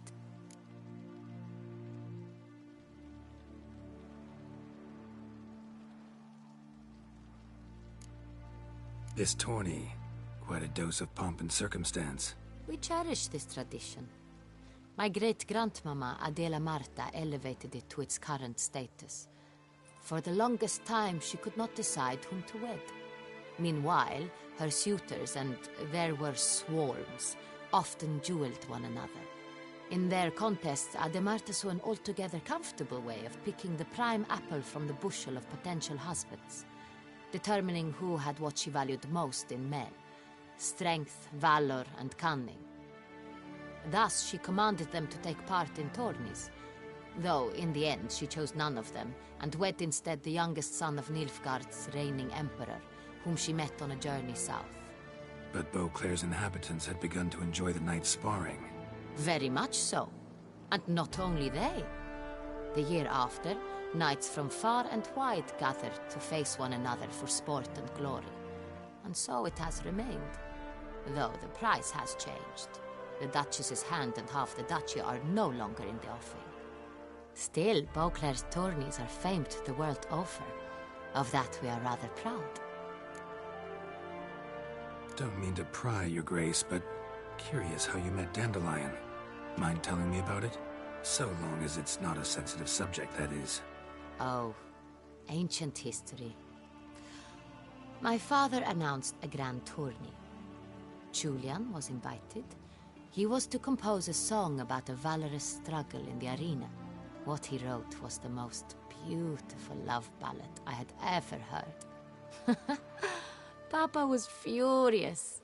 Refused to pay him. Ballad. About you? Not overtly. I was married to Raymond at the time, after all. I get it. Thanks for sparing the time, Your Grace. Duty calls. You got it. I understand. Understand and approve.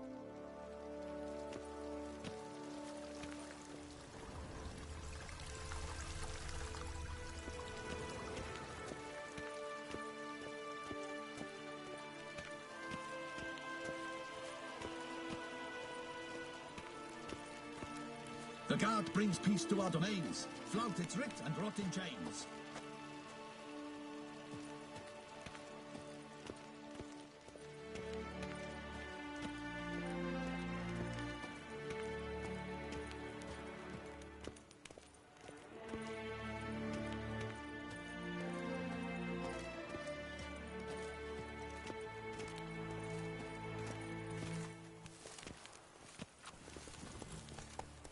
Giddy up.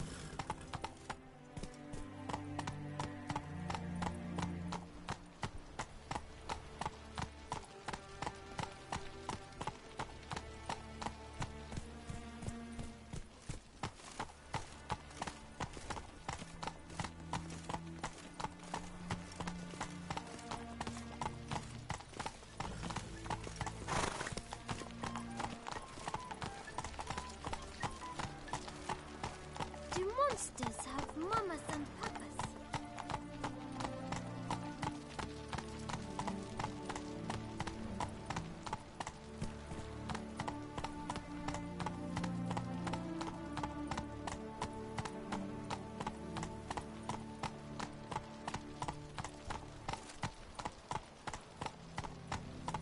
Long live Duchess Anna Henrietta!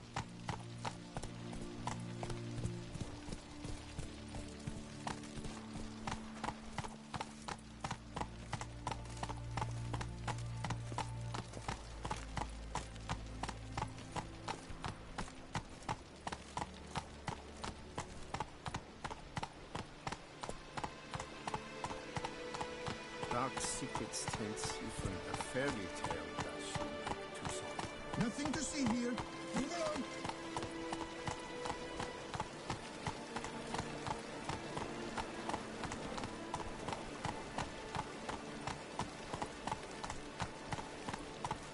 Do you know the colors I would see on the Duchy's banners? Red, white, and rose. Go, go.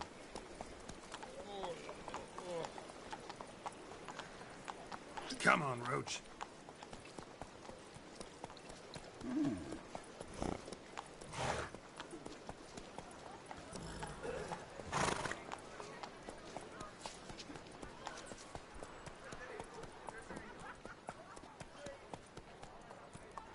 The North must be a terribly barbaric land.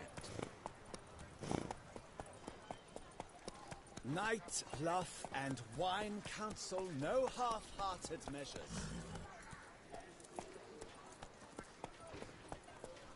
Lepute has ruptured fates. That tramp is the famed witcher?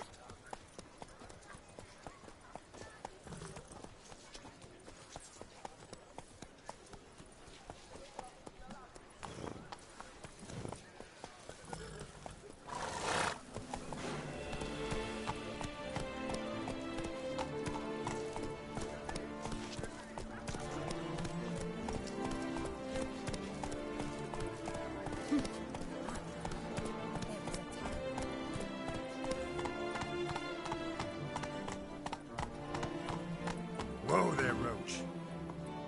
Faster.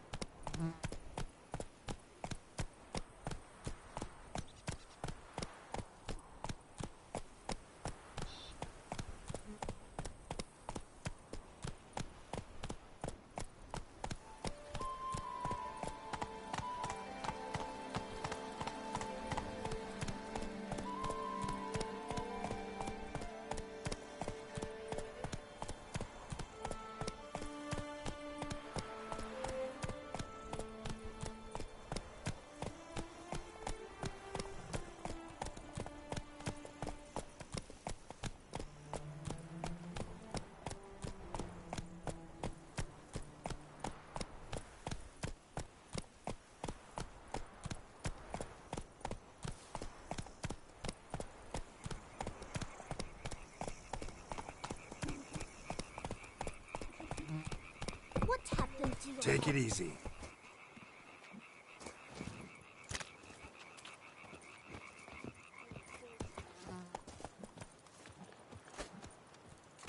Life's like an infant. It must be born. Fortune feeds on the poor.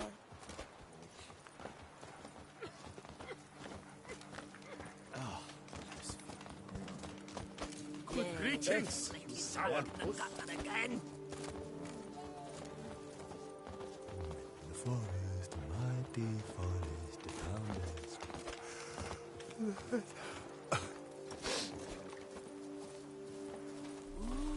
A butcher is bump at that.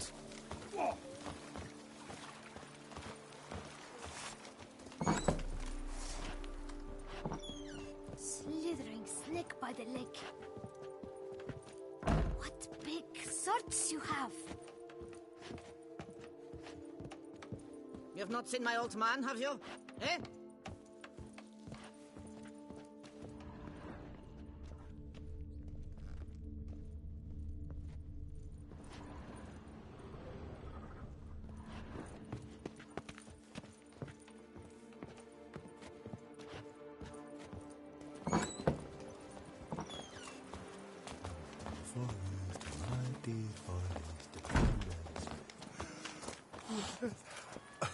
Vaping tears away at the skin, and thus brings death closer.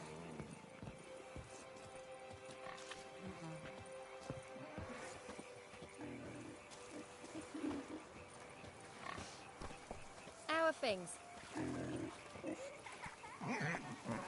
Oh boy, oh boy!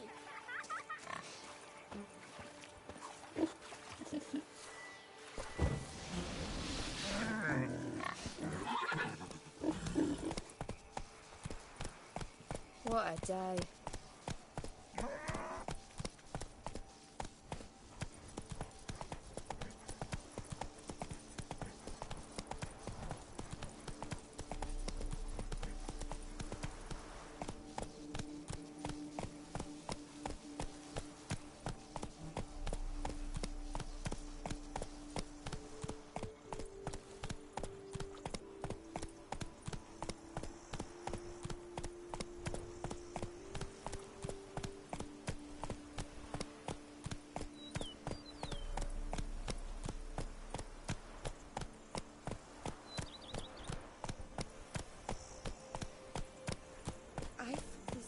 burning, stopping sensation in my ribs. Run, Roach.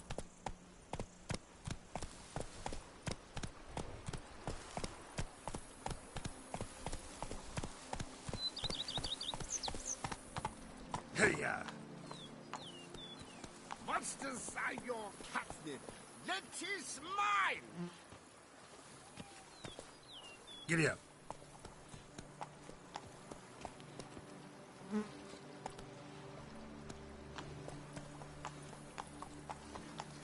Go up to any knight and shout, "The beast!" You'll smell the soiled armor at once. Faster.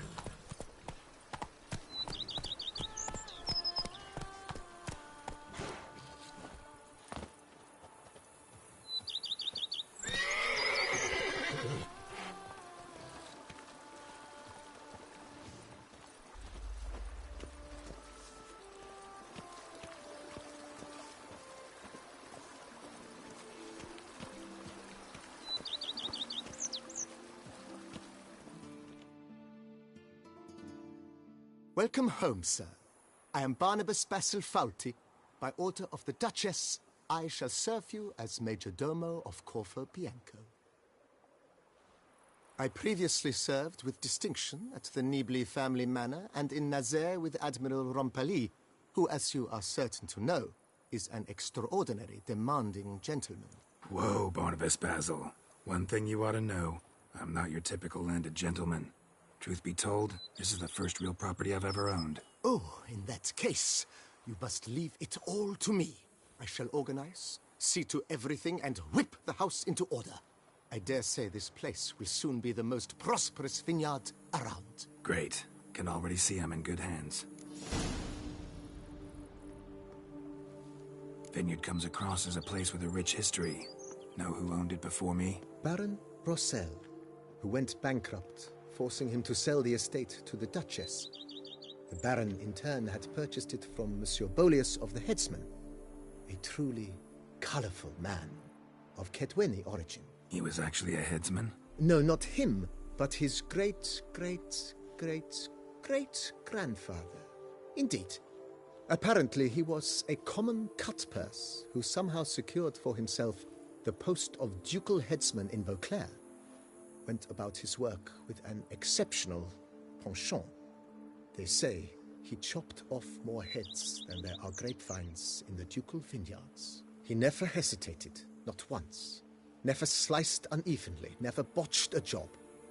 For his exemplary service, the Duke granted him a title and this estate. Monsieur Bolius, on the other hand, was an engineer in his younger years. Once retired, he settled here and took to producing wine. Sadly, misfortune struck and he lost his sense first of smell, then of taste.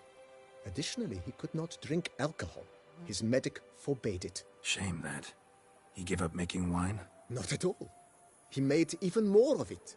Began throwing wild balls to which he'd invite friends from far and wide in order to treat them to his wine and delight in the fact that at least someone could enjoy it. It's the sort of man he was, Monsieur Bolius. Mind giving me a little tour de Corvo Bianco? Not in the least. Follow me, please. I think it would be practical to begin on the hill.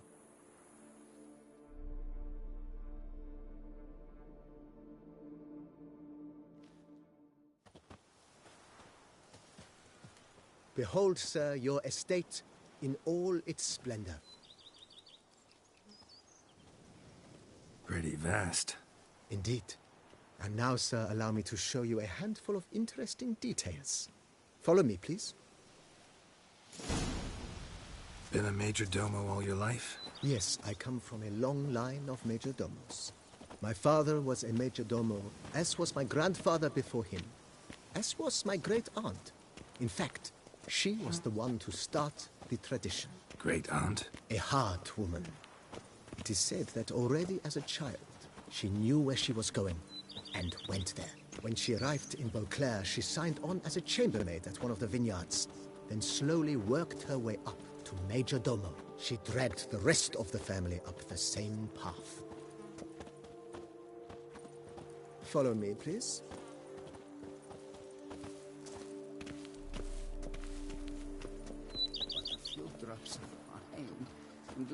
Behold, I see better. The servants' quarters. I occupy the green home. With the Duchess's permission, I have hired a full staff. Their salaries to be paid from the ducal treasury. Nice of her. Not the most sightly part of the estate, I admit. But I think it's worthwhile for you as master of the domain to know where the help stays. My lips don't stink of wine. My wife won't know they're mine.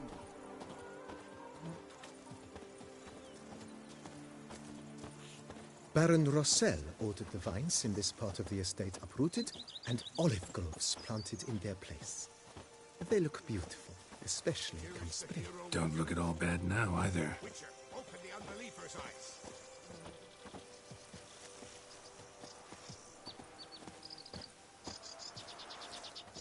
Down below lies your vineyard, where we grow a strain of Carfanere, one of the world's oldest.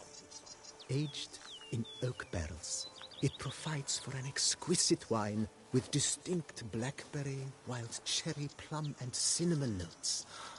Marvelous. Have to try it one of these days. A bushel of grapes is more a burden than that steel of yours. Nice well. Picturesque. Yes, though it ran dry long ago.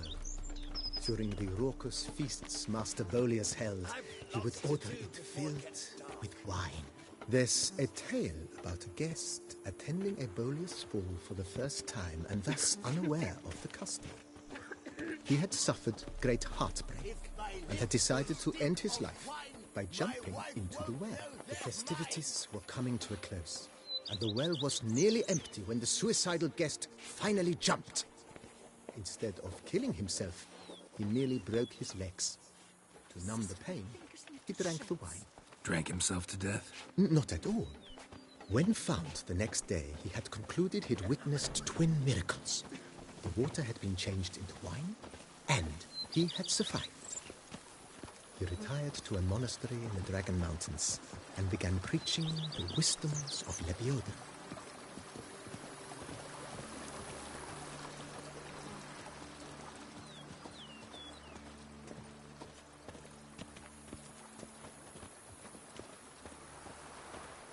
Monsieur Bolius' wife Nina kept a garden here.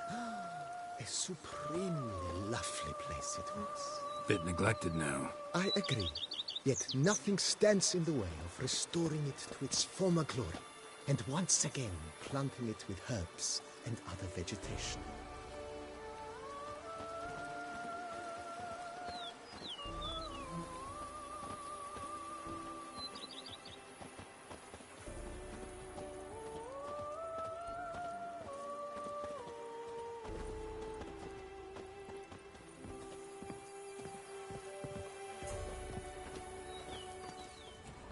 Madame Nina planted diminutive, delicate flowers and herbs here. One might say their aroma still hangs in the air. You're quite the romantic, Barnabas Basil.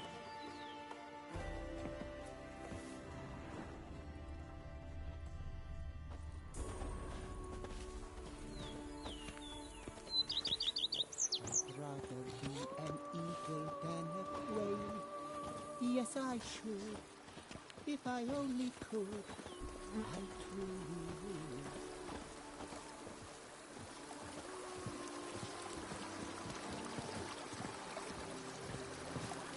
They say that witcher from the north side. She's not. You've spread some nastiness to me. That crap you repeat after others.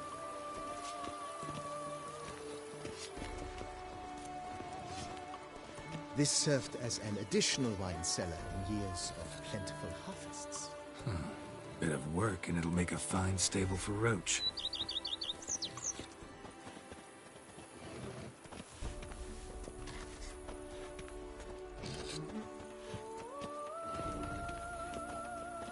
The cellars, voila.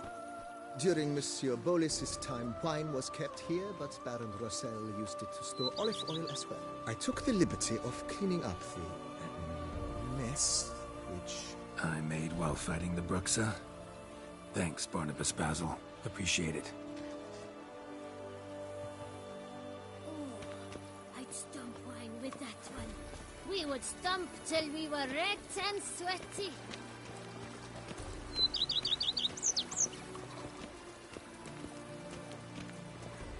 As you can see, the facade is, how to put it, slightly stained. But one cannot deny it, a certain subtle southern charm. True, though it could use a bit of subtle paint.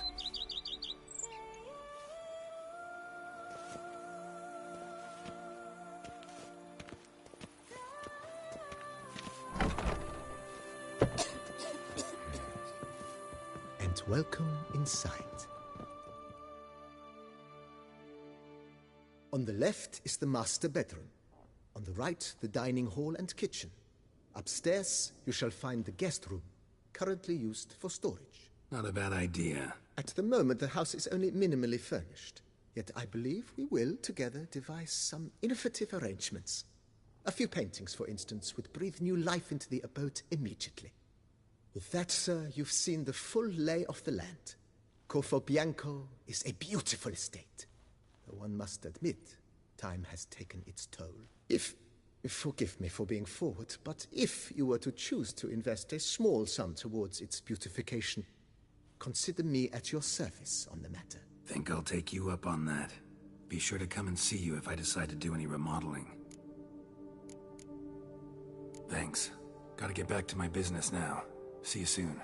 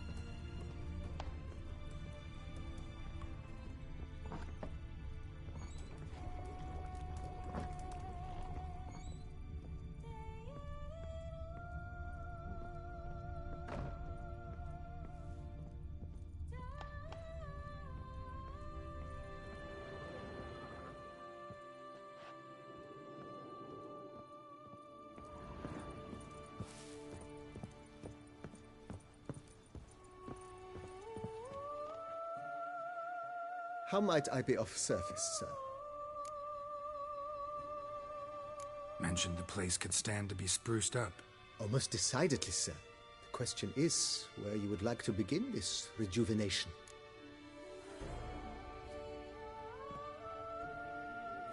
Been thinking about the outer walls. Maybe a fresh coat of paint or some patching. If I might dare to make a suggestion, why not start with a general renovation? I once oversaw such work at Admiral Rompelli's summer residence. The effects were simply breathtaking. Not only did the residence positively sparkle afterwards, but we also made room to display the Admiral's armor and weapons, of which he was a passionate collector. It's in your hands then. Make the place shine. I shall get to work immediately. Within a day's passing, I shall have sent for the crew which rebuffed the Admiral's residence. They are the finest specialists around. Highly skilled at what they do, it shall not take them too long, I wager. 2 days after they begin, your eyes will behold your residence in its refurbished, rejuvenated, beautified state. Is there anything else you require, sir? Got these spacious grounds. But maybe it's time to make them more... useful. Oh, yes! We certainly should. The way I see things, given your trade, sir, you would be wise to put in a grindstone and an armorer's table. A good way to start things off, don't you think?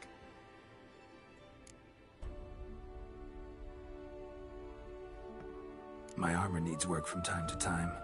You know, oil this, reinforce that. Could use a decent work table where I could do all that. Admiral Rompelli once hired a specialist who made the finest armorer's tables this side of the Yeruga. I will contact him at once. Good. Order me up a table like that. Immediately, sir. I expect it will take at most 1 day to arrive. Will you be needing anything else, sir? In my trade, my blades get dull pretty quick. Could use a grindstone, professional grade. Of course. No one would consider that an unnecessary extravagance, I would wager. Then send out for one, please. A high-quality stone to be set up in the yard. Of course. I shall send a runner to town at once. I believe you shall be grinding to your heart's content by tomorrow. Will you be needing anything else, sir? Know what? Changed my mind. Not in the mood to talk about redecoration today. But I wanted to ask you something else. I shall be glad to answer your every question, sir. Starting to really like this place. Maybe we should keep going, refurbish some more. What do you think, BB? I agree. Yet I would urge you to hold off on further construction until the ongoing work is done. Juggling can be a challenging art. It's best not to undertake too much at once. Thanks. Gotta get back to my business now. See you soon.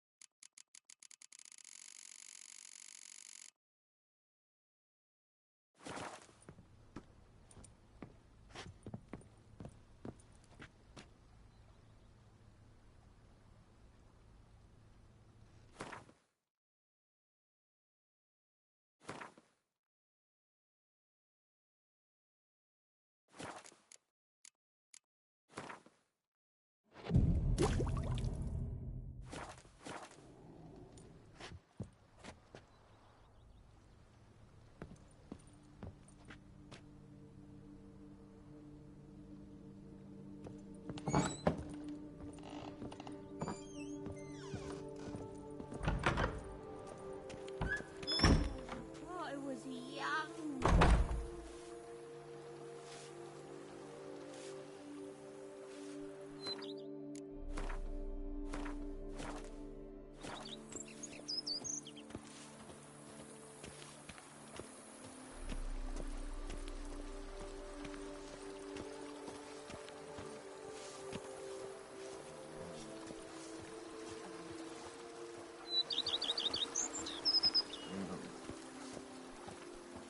Now I shall sink you a sock. 1, 2, 1, 2, 3, 5, 6, 7, 8.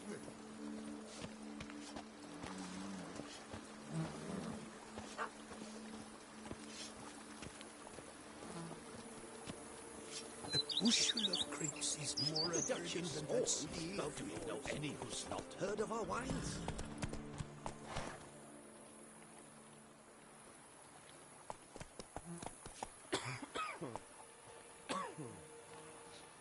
A bushel of grapes is more a burden than that steel of yours.